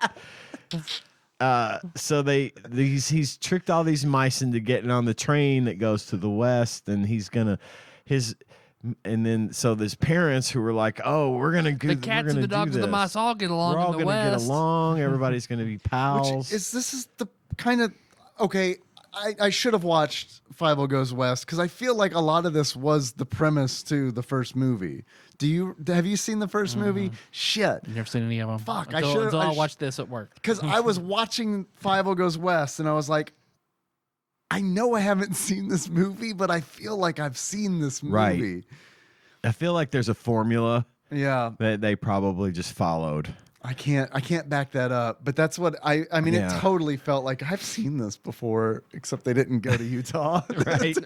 So on their way to on the train to Utah, Fievel gets curious and makes his way into another car on the train, and he overhears the cat's master plan, which is, oh no, we're going to be real friendly to the moseys, because if you're friendly to them, they listen, and then we're going to exploit their labor to build our saloon and build our little stake in this town. And then after that, we're going to have this giant mouse trap, and we're going to get all the mice in one place and squish them and turn them into a burger. One mouse burger, apparently. Well, Fievel hears this shit, and more chaos ensues, and Fievel gets kicked off the train, falls off the train, and he's left behind. His best friend is a cat. And his best friend from New York is a cat, who is Tiger, who is voiced by Dom DeLuise from Cannonball Run fame. Very DeLuise. Not very Dom. Well, yeah, very Dom, He's very DeLuise. Very Dom, a very sub-Dom. The cat who is Fievel's best friend, this is Tiger, tries to catch the train, gets chased by dogs, makes a bunch of dog puns in the process. It's a pun heavy. This is puns on puns. And eventually the Tiger, the cat, is left wandering through the desert, trying to make his way to Green River, actually encounters Fievel, Right. and they both assume that the other is a mirage because they've both been without and walk right past each other. I'm glad I didn't see it as a kid, because I would have been so mad. Yes, it's About frustrating. them But the passing. mirage thing, Yeah. Tiger ends up getting caught by a bunch of mousehicans, or Native American mice. Not at all racist was this scene. Jesus Christ. I mean, it was the most fucking cliche. It was horrible. But they catch this big cat, and they're going to eat him. They're going to roast him and eat him. And then it turns out they think he's their god, because he looks on the spit over the fire, his legs tied together. He looks like roasting Dom DeLuise. they're spit roasting Tom DeLuise. Motherfucker's airtight. These mice think he's God. It's a good band name. Spit roasting Versus the Tom world. DeLuise airtight Dom DeLuise. 12-foot airtight. Dom DeLuise. So because he looks like the silhouette of the mountain that they live under, they think he's a god. And so meanwhile, Fievel gets hunted and picked up by a hawk who flies back, and he's flying with Fievel in his claws over the Native American village or campground or whatever. They start shooting off fireworks, which scares the hawk. That was odd, wasn't it? Yeah, it Does was. it explain how they had fireworks? No. Okay. They're Native Americans. They have fireworks. Again. Come on. Does it explain? I don't. I'm surprised they didn't have him fucking with a fireworks stand on the side of the road, like Joe Dirt style. I mean, The it Joe was Dirt just, Mouse. Like, Well, I just thought they don't maybe, have any fizzy wicks. Or I thought maybe Don Bluth just confused Native Americans with like ancient Chinese people. maybe. Native Americans have been in fireworks, right? Yeah. we traded with the Chinese immigrant roll worker mice that are just over. Yeah, they cut that scene. Yeah, Well, very glad. so the fireworks scare the hawk. The hawk drops Fievel into a bowl of water. Tiger finds him. They reunite, and Fievel's like, "Oh, great, come with me to Green River." He's like, "Nah, fuck that shit. I'm getting fed like grapes and shit here. I'm being treated like a god. You go on ahead without me." Fievel goes, I don't need your best friend anymore. I'm God. Fuck exactly. off. Fievel finds his way to Green River, finds out, warns everyone that the cats are trying to turn him into a burger, and they don't listen to him because he's a liar. He's full of his tall tales, is Fievel. So he enlists the help of the dog, Sheriff Dog, who is old, voiced by Jimmy Stewart. I guess drunk because he has constant bubbles coming out of his mouth. Yeah. Those are burps, I think. Oh, Wiley because he's Burp. Wiley Burp. Oh, Yeah. okay. Yeah, They're in the game. yeah, they are. Yeah. So Fievel says to the sheriff, "We got to clean up this town. We got to stop these cats." And the sheriff's like, "I'm too old for this shit. I can't do this. We got to find my replacement." And who better to replace the sheriff dog than the cat from before, Tiger, Dom DeLuise. He even says, "I know a god." Like, I'm surprised. Like, my mom would have heard that and be like, "You're not seeing that movie. Right. That's blasphemous." Right. That's pretty far into the movie too. Yeah. Would she have pulled you out? Probably. Yeah. Yeah. I mean, it's I get it. I Or I grew up. even when Tiger like said he was a god, that's probably been like, "We're leaving." Yeah, I could see that too. Now she wouldn't care. Back then, when my parents were in their prime Southern Baptist zeal, yeah, fuck yeah, we would have walked out. That's a false idol, man. Yeah, yeah. Tiger, the false idol. and those heathen Native Americans are worshiping it. There's just this movie's full of sin. It is full of sin. Like for a kids movie, there's motorboating. Yeah. There's the word pussy is said multiple times in a row, Right, where it's yeah. like, man, they know what they're doing for sure. That one cat has cleavage. Yeah. For those of you listening to the show, the reference to the word pussy, pussy, pussy, pussy, pussy, pussy. Yeah. While a is, cat's motorboating. is the transition between segments today, which I'm sure you were confused Taryn's about. right out. Taryn, Yeah. sorry Couldn't about watch it, this Taryn. movie. Look, I've they used it in already the kids movie. Taryn, what's the problem? I've already isolated that audio to use as the transition. That was do. 100%. When I saw that, I was like, "Oh, that's definitely what I'm using." I figured it was going to be either that or the Blues Brothers version of Rawhide, which is also in the movie. Yes. When Nikki and I looked at each other, it's like, we just heard this. I did also because I'm at work and it's like raw. I know that now. It makes another appearance on the show. So anyway, after that, there's a long sort of training montage, and then the only other thing I wanted to mention, it's a happy ending movie, whatever. Then the only other thing I wanted to mention There's though a real gun in it. is a real gun. The only other thing I wanted to mention though was Fievel's sister Tanya. Becomes this superstar singer. Yeah. Like she gets taken into the saloon and starts performing for the cats that are all in the saloon, and they love her. And so she's almost exempt from the mouse burger at this point because She's like, they their cherish goddess. There's themes here. Yes. God themes here. Even Lots of- Caterwall was like, "What is that know. noise?" He wanders around to find He her. and- doesn't eat Fievel because she's singing, right? Yep. Yeah, and they've got her all trolloped up in heavy makeup and a big frilly dress, Yeah. but she's singing her heart out. And they didn't have any big hits like Somewhere Out There in this one. They tried for it. Linda Ronstadt came back. Is that right? Yeah, she sang that song at the end credits. Oh, okay. Yeah, I didn't know that. It wasn't as good as Somewhere Out There. Sure wasn't. I don't think it was as big a hit either. You know, they thought we're gonna do a twofer here. Nah, it didn't happen. So there's that, and then let's see if I got any other notes. Nope. Oh, John Lovitz is a spider. He plays the spider Chulo buddy of the bad guys. Yeah. He's also the Chulo is also a boss in the game. Yes. So 2 stars. Wiz and Sage says, check it out. American Tail, Fievel Goes West. It's not for me. I think it'd be a great movie for kids. Obviously, that's what it's for. I didn't have a problem with the movie. It was just like one of those things like I've got an hour and a half and It's short. And I'm glad it was an hour and 15 minutes. An hour and like It is 15, short. 20 minutes. It is the longest feeling short movie. I fell asleep watching this movie. You said what I was trying to say. Yeah. Yeah. Like, couldn't. Sorry. No, didn't I mean to couldn't come trample up with that. the words. You were right. God, man, it was just like I did not like it at all. I thought it was. I was glad that Henry wasn't watching it with us. I mean, there were several moments where it's like I was cringing. You mentioned them,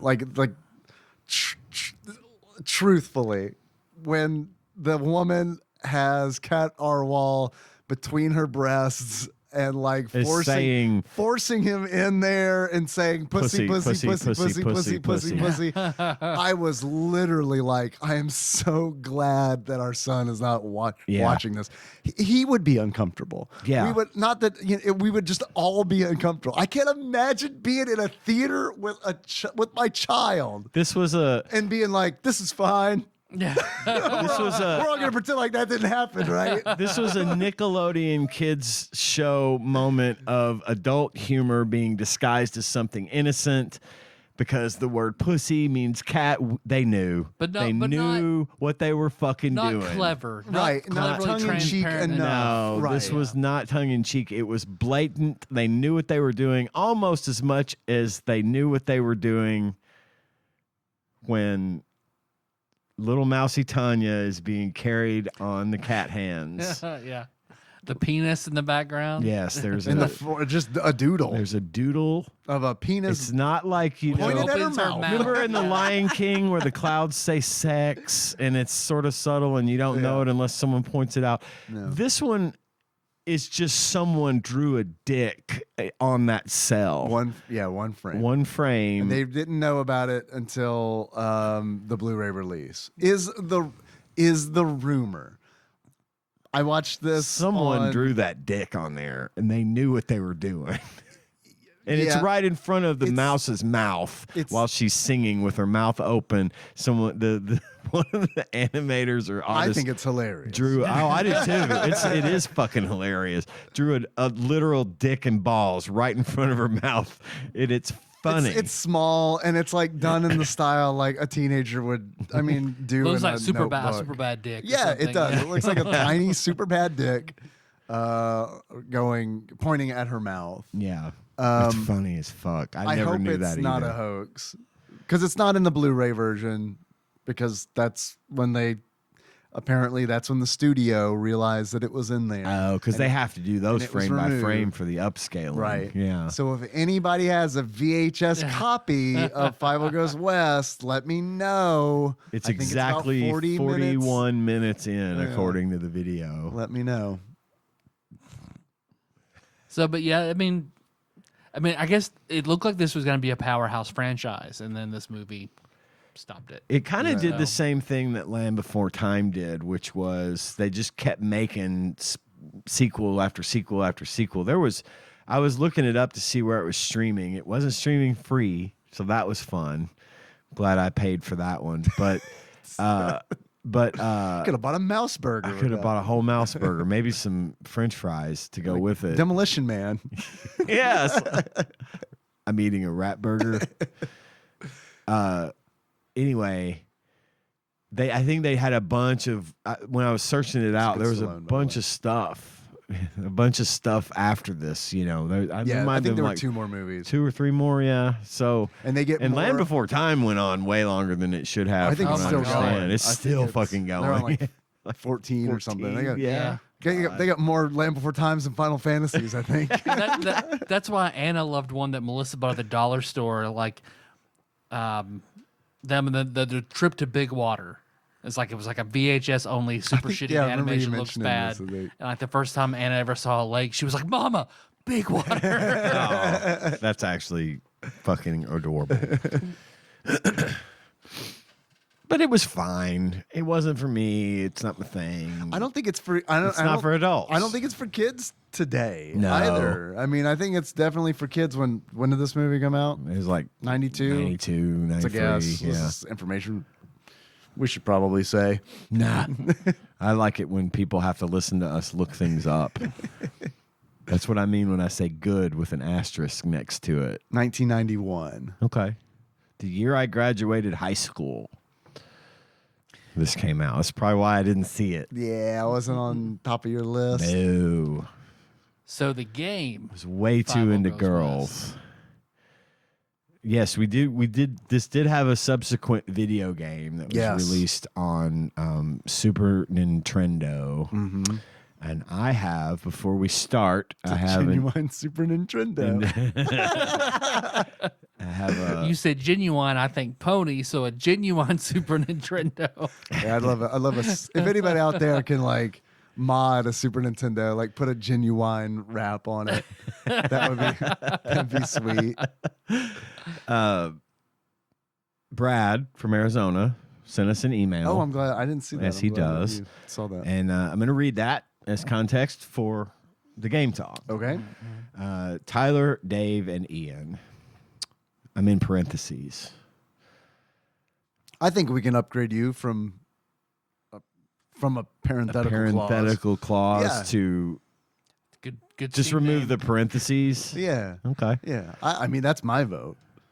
It's been like 2 years. This is a cheerocracy. Make a strength check. See if you can break your parentheses. If I fail the strength check, I'm going to live with the They parentheses turn to forever. brackets. Ooh. Brackets or carrots. Ooh, those do damage over time. All right. Brad writes, Tyler, Dave, and Ian. Personally, I want no escape with Ray Liotta and everyone else's Muppets. Okay. Going on All the right. discussion we had last week. I think Yeah. that's a great idea. Yeah, I'm Mad Max would also be really good. Tyler, I know good you. fellas. Ray Liotta movie. Just Ray Liotta, yeah. Tyler, I know you don't want to talk about this, but he says next, I hope Tyler found his keys. Major T's and P's going on up over here. What does that mean? T's and P's? He says major T's and P's going up over here. Tits and pussies. Sure. Pussies, pussies. Never seen Fievel Goes West, but it's pretty cool. They got Jimmy Stewart to do the voice work for it. The game. Hudson Soft was capable of good work, but this game seems to be just an okay kids platformer. GamePro's conclusions are as follows. America the Beautiful. Overall, an American Tale's just what it claims to be. A simple platform game based on a popular animated movie. It's a good first game for beginning cowpokes, but it's too linear and predictable for anyone used to more advanced range riding. We'll read the article here. Fievel's got a big problem. His family, the Mousekowitzes, are about to become dinner for Cat Our Wall. Fievel has to snarl the cat's plans or resign himself to becoming a mouse-sized entree. Mouseburger. As tall as a tale as old as time. As Mouse Moose Boosh. Mouse Moose Push. You got to watch the menu. As Fievel, your task is straightforward as gaming gets. Survive to the end of each of the 5 side-scrolling action-adventure levels.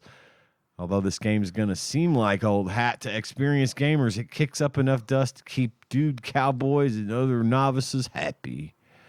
I like that. Each level mirrors a scene from the animated movie An American Tale, Fievel Goes West. Fievel has to pass the obstacles, yada, yada, yada. They gave it a rank of, let's see. I can't read that. That's really tiny. They gave it okay ranks, thumbs up on sound graphics. Fun Factor and graphics got 4s. Sound and gameplay, I think that's what that says, got like 3.5s or something. And they raised it as a beginner game. So anyway, Brad continues. See you next week. See ya. Brad from Arizona. Thank you, Brad. Yep. Thank you. Shit, you guys. I'm sorry. I forgot to set this up before you guys got here. So let me go back here. Okay. Let me open up this door. Back to Oh, the there's bar, a horse back to in the there. garage. Yeah, let me go. There's John Turley's Oh, back God, there. the smell. There's several at this point. Several Lippy. horses. I'm gonna grab my favorite one. Oh. Drag this. My favorite horse. Get the bat that we used to use for Oh, fuck. Is that the big the Sprite bat? randomizer. Let me hit this. Or is that the 7-Up? This is the this is the pixels and the graphics and sprites are too big. Dead horse. I'm gonna beat over and over and over again. Squish, Yeah. squish, squish. 'Cause Thud, thud, thud. This is, to me, it's been a minute since I've beaten a game for the show like this. I beat this one. Like that horse. I like that horse. I didn't save scum the shit of it to beat the horse, but I did for the game. Yeah. It is the generic everything good and everything bad with every Super Nintendo platformer. Like, I didn't feel like there was anything unique or different. There was just the basic good stuff that any platformer is going to have, and all the bad shit that I can complain about every single, nearly the bulk generic dime store SNES platformer. I felt it was fucked up in the sense that the difficulty felt reversed. I save scummed and died way more on level 1 than I did on level 5. Like I think I level blew 2 through is level the 5 like hardest. nothing. Level yes, 5-ul. Level Level 2 2 is is the water level. Yep. But you're riding in the tin can, and it was like, okay. I just thought it was, I don't know. I thought it was difficult, and then I thought the rest of the levels were pretty straightforward. and the beginning, the first 2 levels are by far the hardest. Then it gets easier, which is fucking weird.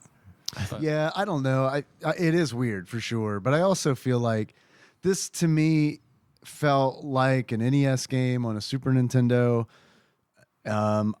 because it's a very straightforward platformer.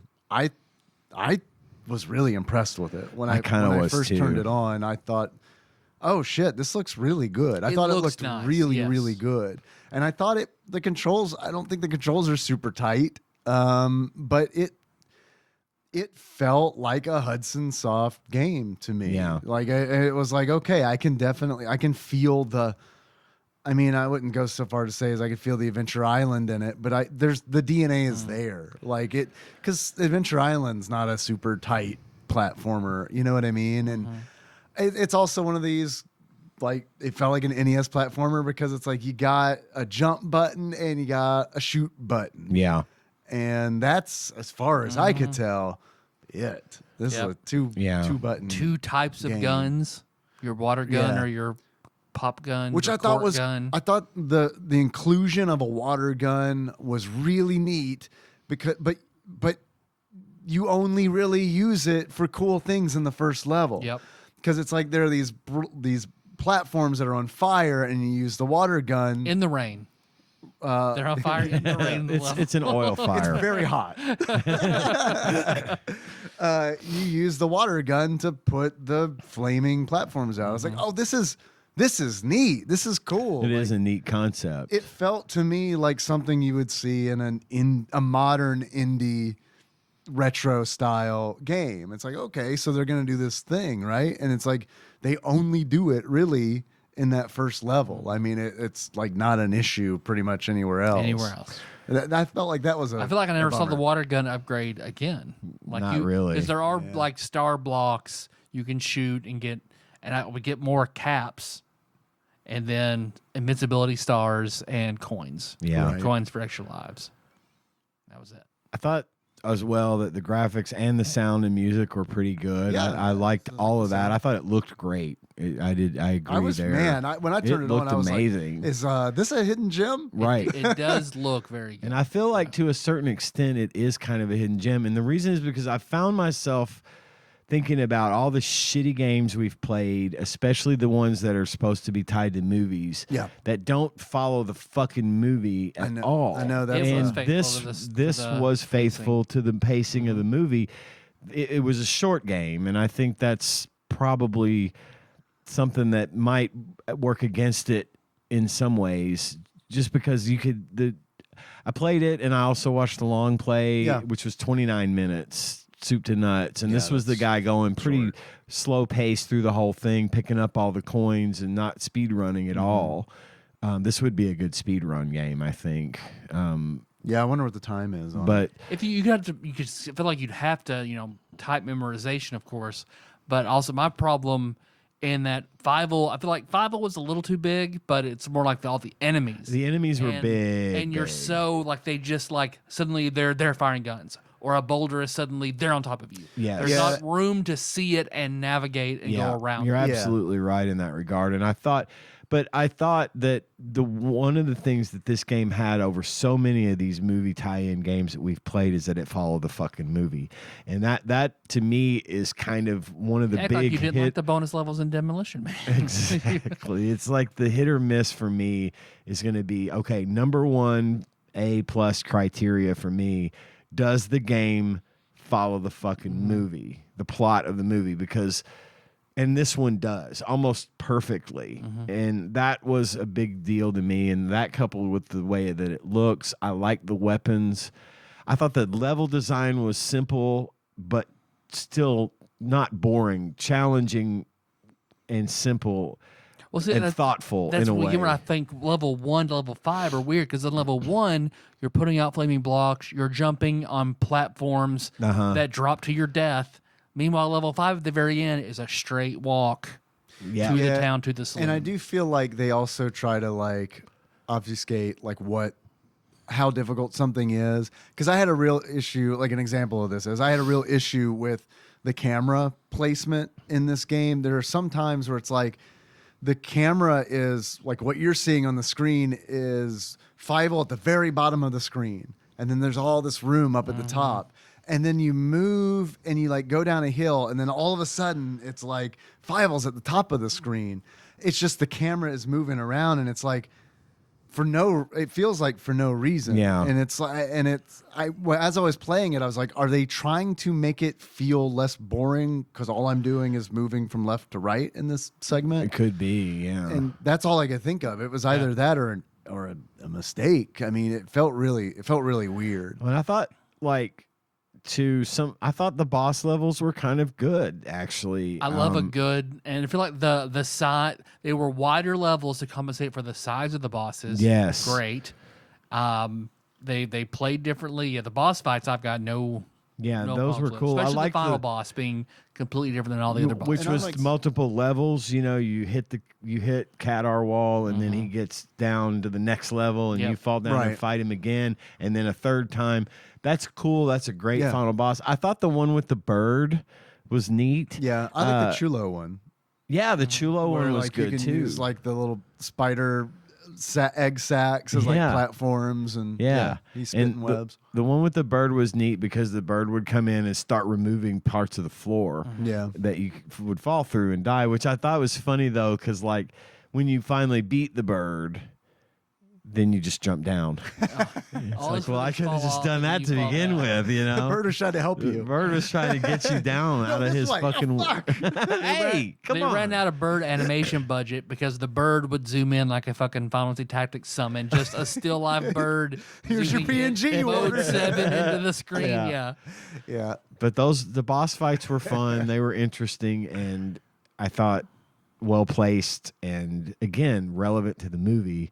You're fighting the bosses. You're fighting the bad guys from the movie, and they're, you know, at one point, like you said earlier, Dave, you're fighting with the puppet. You know, they went out of their way to include all of the big things from the movie. To make there's a train level where you're not actually immediately on the train. You're on a mine cart.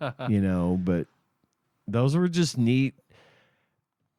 All in all, I think this game kind of won me over. I liked it. From its purpose was served, and it was served well, and it did what more cinematic platformers or more games based on movies they could take a page from how they structured this game and make those other games more effectively tied to the movies that they're promoting. I agree with what you're saying. The game following the plot of the movie I know is important to you. It's not as important to me, but I do like it when games do that. Yeah. But I thought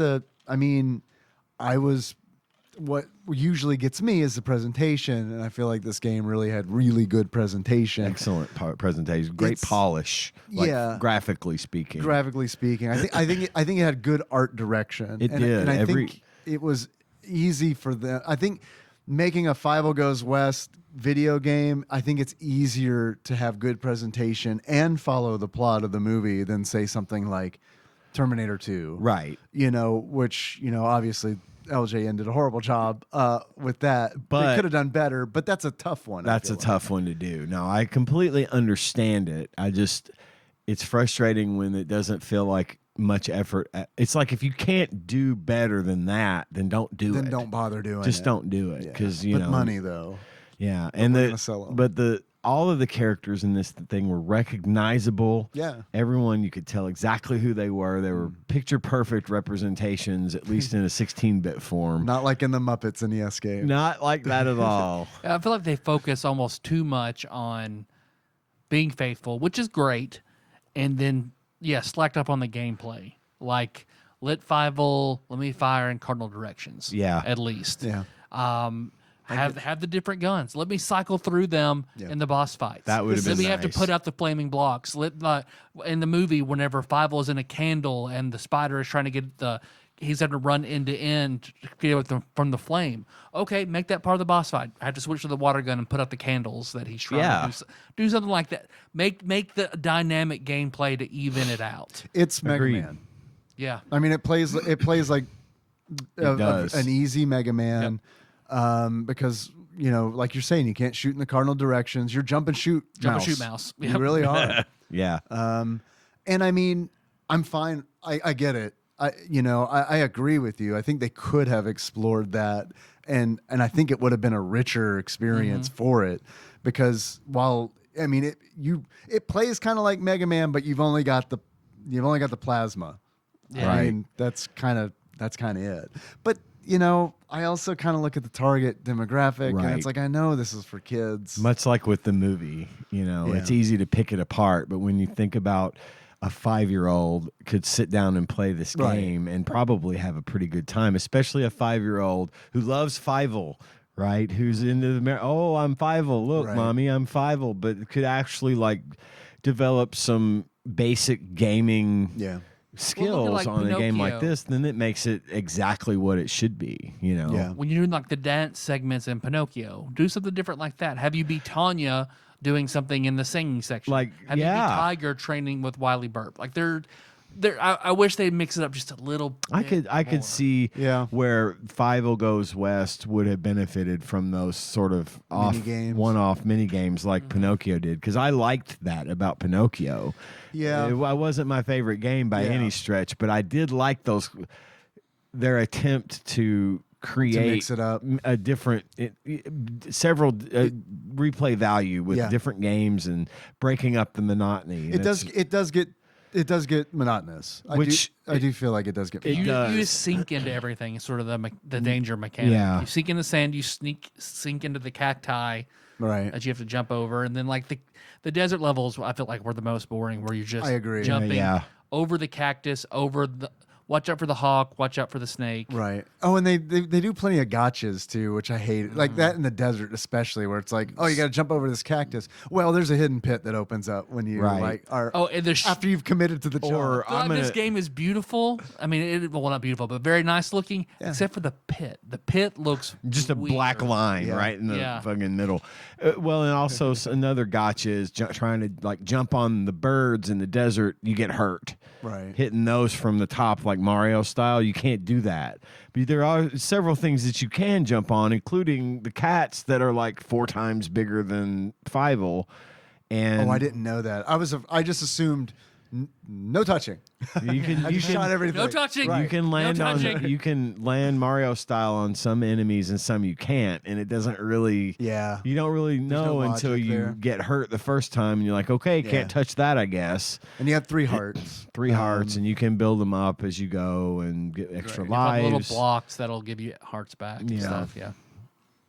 You get enough coins that, like, by the time I got done playing, I had plenty of lives. Yeah. I wasn't worried about that at all. Yeah. You get continues as well. I Pretty don't know they're unlimited. I think you get like 3 of them. okay. Well, and But I still, think generous. the monotony is forgivable considering how short the game is. It's not like you're going It's 15 5 short levels Yeah. of this over and over. If you get an and over. invincibility star, you can just run through half the level. Like, no problem. But again, going on the mini game thing, between levels, mini games would have made it go another half hour at least, if not more. Give it a little more substance. So, Yeah. Yeah, this is like, I know we haven't really done this bit in a while, but when I was playing it, I was thinking this is definitely a rent. This is a game that you could rent on Friday Absolutely. and be done with by Saturday morning. And I think I agree. I had rent as well for this one, just in case we did the bit. But I like I the bit. also put it would be a buy if you're a fan of the franchise, or if you like having games that don't 100% suck in your collection. I mean, given the imbalance of shitty games versus kind of good or great games And shitty platformers. and shitty platformers. I mean, this one ranks to me in the realm of why not? If you're a collector, why not have it? Because it is good looking. It is a fun little run through if you want to do it, and I think it's worth having it. But It delivered. it's kind of a more sleeper. than I expected. Same. And I think that for me, that always goes a long way too. Because I honestly was expecting this game to be a very bad cash grab Absolutely.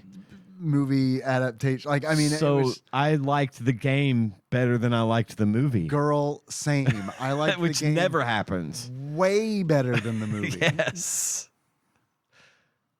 A mini game where you're cat or wall and you got to press L and R to like move your face fast against those big human titties.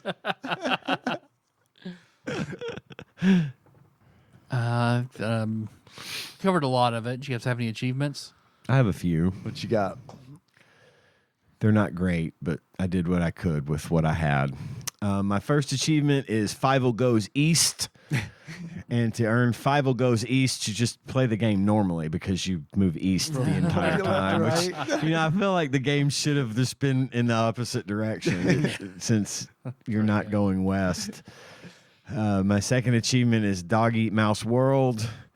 And to get Dog Eat Mouse World, you get killed by the dogfish in the tuna level where you're floating in the tuna can down the sewer or whatever.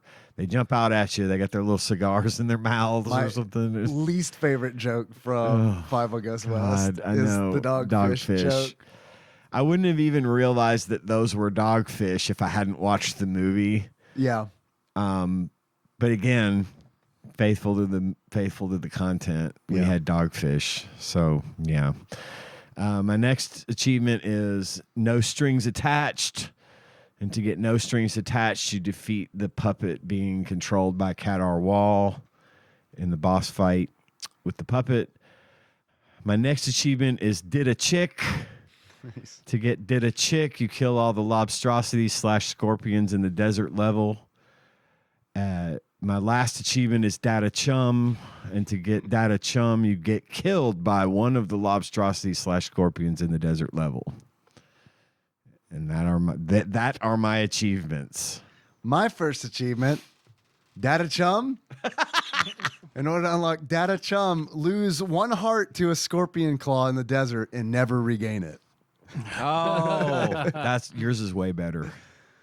Second achievement is, that's the ticket. In order to unlock, that's the ticket. Defeat Chula the tarantula on the train level. I love it. I love it. And my last achievement is bury me with my money. In order to unlock bury me with my money, die while holding 99 coins. Okay. Nice. I'm glad we both had a take on the lobstrosity thing. I wish there was a key in this game because I could have changed mine on the fly. That a key? Collect the key. Like the key. Tyler? My first one is Mouse Firefighter. Put out 30 blocks with your water gun. Nice. Fried fish is okay. Kill only one dogfish and spare the rest. Watch out for those man-eating cacti. Nice. Die sinking into one of the cacti. Okay. That happened to me. The last one being Mouse Neo. Dodge 20 cat bullets. Okay. My name is Mouse Neo. How much do you think you would pay for this game? Or how much do you think someone would expect you to pay for this game if you were to buy it?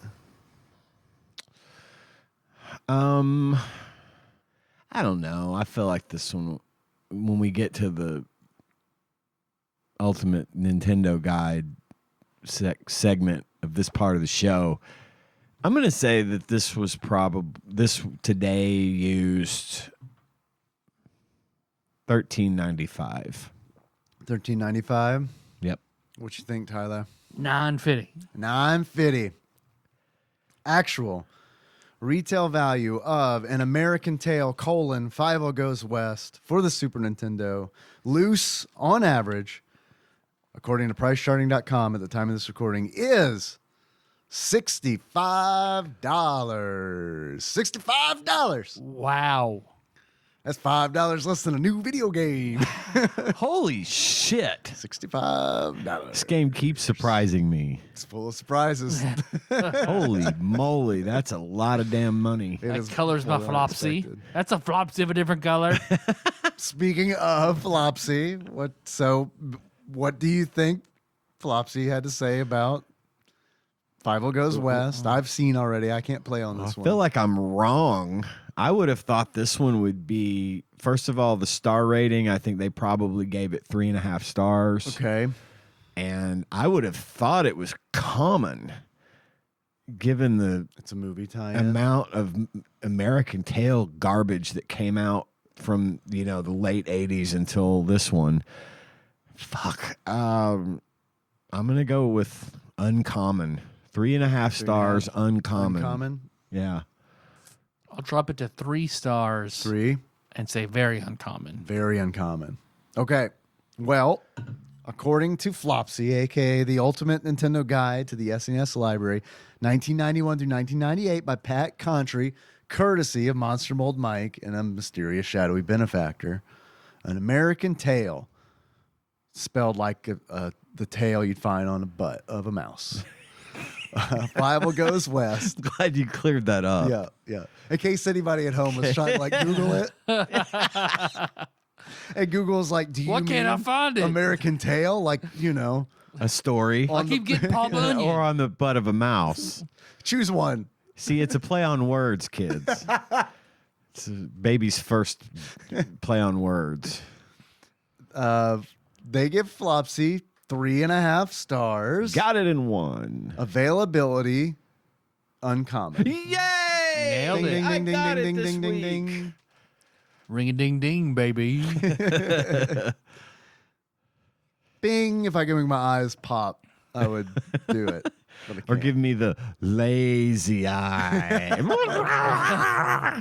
That's That what I was remember weird. from this It was movie. so That was in weird. the trailers, I felt like. Oh, okay. It was weird. A lot of weird stuff. A lot of weird stuff. And not like the good weird. I pussy. feel like the bad Pussy, weird. pussy, pussy, pussy, pussy. Sorry, Taryn. I hate it when you call me pussy poos. Says John Cleese. Yeah, so they liked it. They talk about the movie a lot in the reflections. Yeah. So I had a feeling they'd dig on it because it was tied to a fairly successful franchise and that it had good graphics and sound. All the things we said Yeah. that were positives, I think they would have easily picked up on. it's easy to latch on to. I feel Yeah, like. it is. It really is. Much like I think everything about this game is easy to latch onto, which is kind of why I still find it crazy that it's $65 to get one of those. Yeah. Right now. I wouldn't pay That's $65 way for it. too much. Not right now. If I were a collector, I'd give $13 Yeah, I feel just like to have it. $20. Jesus, I do 20. $65 is. Yeah, you're right. That's just south of a 65 is brand crazy. new video game, modern game. I shouldn't say it's crazy. I mean, there are plenty of games Right. way more expensive than that. But I don't know. For what it is, it does feel a little like, That's a big one. That's a big expanse. yeah.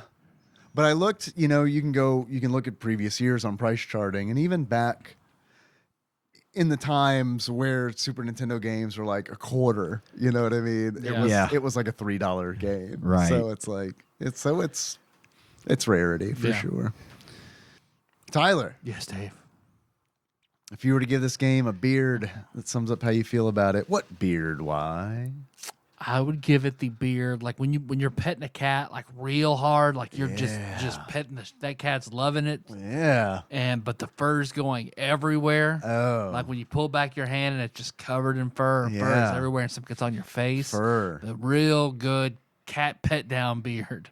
Okay. Okay. What about glasses? If you were to give this game a pair of glasses, what kind of glasses would you give it? You're allergic to those cats. Bees?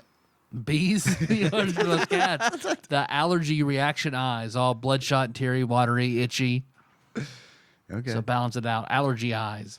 You take little mason jars and you put one bee in each of them, and then you put them over your eyes. You give 'em those glasses. All right. Not the bee jars. No. What are we gonna play next? All right. I've got the mini movie randomizer pulled up. Okay. Got 2d10 in my hand. Okay. All right. So I'm going to read that as 7. 1, 2, 3, 4, 5, 6, 7. I believe we've played Batman Forever. We've done Batman Forever. Yeah, we have done Batman Forever. We did that. That's Batman Forever is the one that has. Who are the villains of Batman Forever? The Riddler, Riddler? and Riddler. Two-Face. I think it's because we fought the Riddler at the end, and Yeah, he's like we've all done- weirdly buff. Yeah. We've done it. 14. Cliffhanger. We've already done Cliffhanger. I'm gonna do it again. 27. Could watch that dude get stabbed by a stalactite. again. Stalactite. A stalactite. Oh. We've done Judge Dredd. We've done quite a few of these. Okay, I'm going to go down. Let's see, what's that? 4 more. Let's see. We've done Lawnmower Man. Go down 5 more. Mighty Morphin Power Rangers, the movie. Okay. We haven't done that. We've done a Mighty Morphin Power Rangers game, but not the movie. Not the movie. Okay.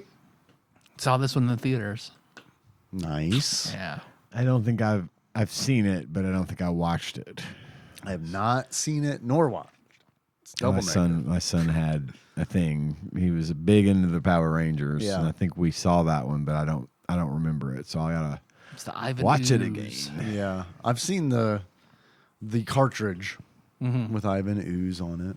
And the game was solid. Oh, hold up. So, well, the game We'll we talk about played that. was solid. Oh, yeah, the one Last that we've time, done. the last yeah, one. I agree. The beat Yeah. 'em up. Yeah, Yep. yeah.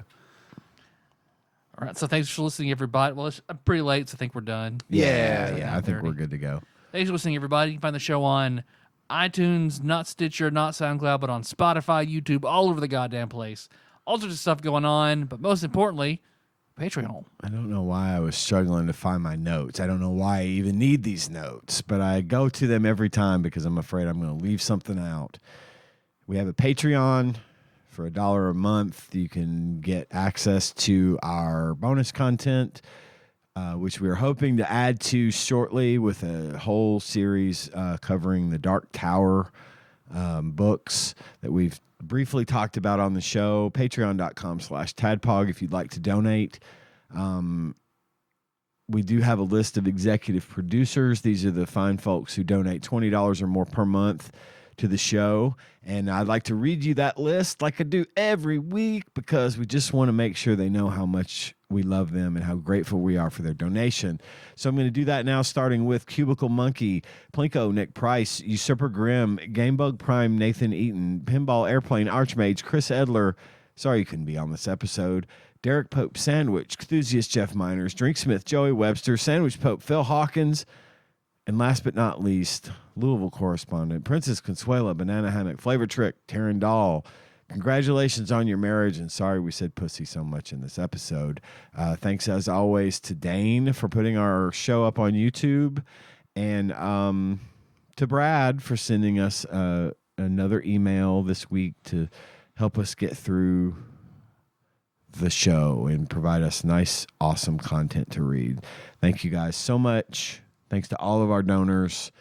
We love doing the show, and we love that you love it enough to give us money. So that's that. Best time on Fievel Goes West is 17 minutes, 44 seconds by Karstiris. Okay. That still feels kind of long to me. That was 3 years ago, so I don't You know what? know that anyone's actively working on it. Probably a good full minute is how long it takes to get through to the next level because of all of the screens it shows, and then the part where the sheriff dog says "attaboy." Right. It takes like a The full animation is half minute hilarious. just for that to show up, much less all the screens that pop and the scores and everything else, that probably, without those, you could probably shave off a full minute and a half to 2 minutes. I played the game before I watched the movie, so I was like, why the fuck are all these purple bubbles? Is he a drunk dog? What is going on? Yeah. Is he trying to poison Fievel? Let's see, our theme song is Sigmore Drive. Let that track from the shows at TADPOG.com. Hey, you guys, want to close it out? As Jimmy Stewart. All right. So until next time. Tropical Capricorn, see? I think she's flooded.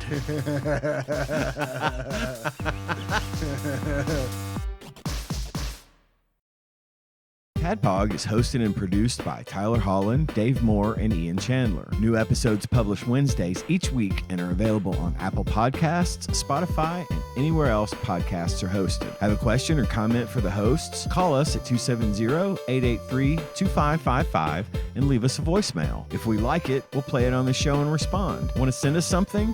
You can do that at TADPOG Studios, care of Nicole Nance, P.O. Box 3785, Paducah, Kentucky 42002. If you absolutely must send us a food item, please use caution and good judgment when doing so. Tasty snacks that look or smell funky or are past their expiration date by the time we get to them will be thrown away. Bonus content is available at patreon.com/tadpog with a minimum donation of $1 per month. You can join in on the conversation by visiting our Discord at bit.ly/tadpog Discord. Registration is free and we'd love to see you there. Thanks for listening, and if you haven't already, don't forget to subscribe to our show so you don't miss an episode.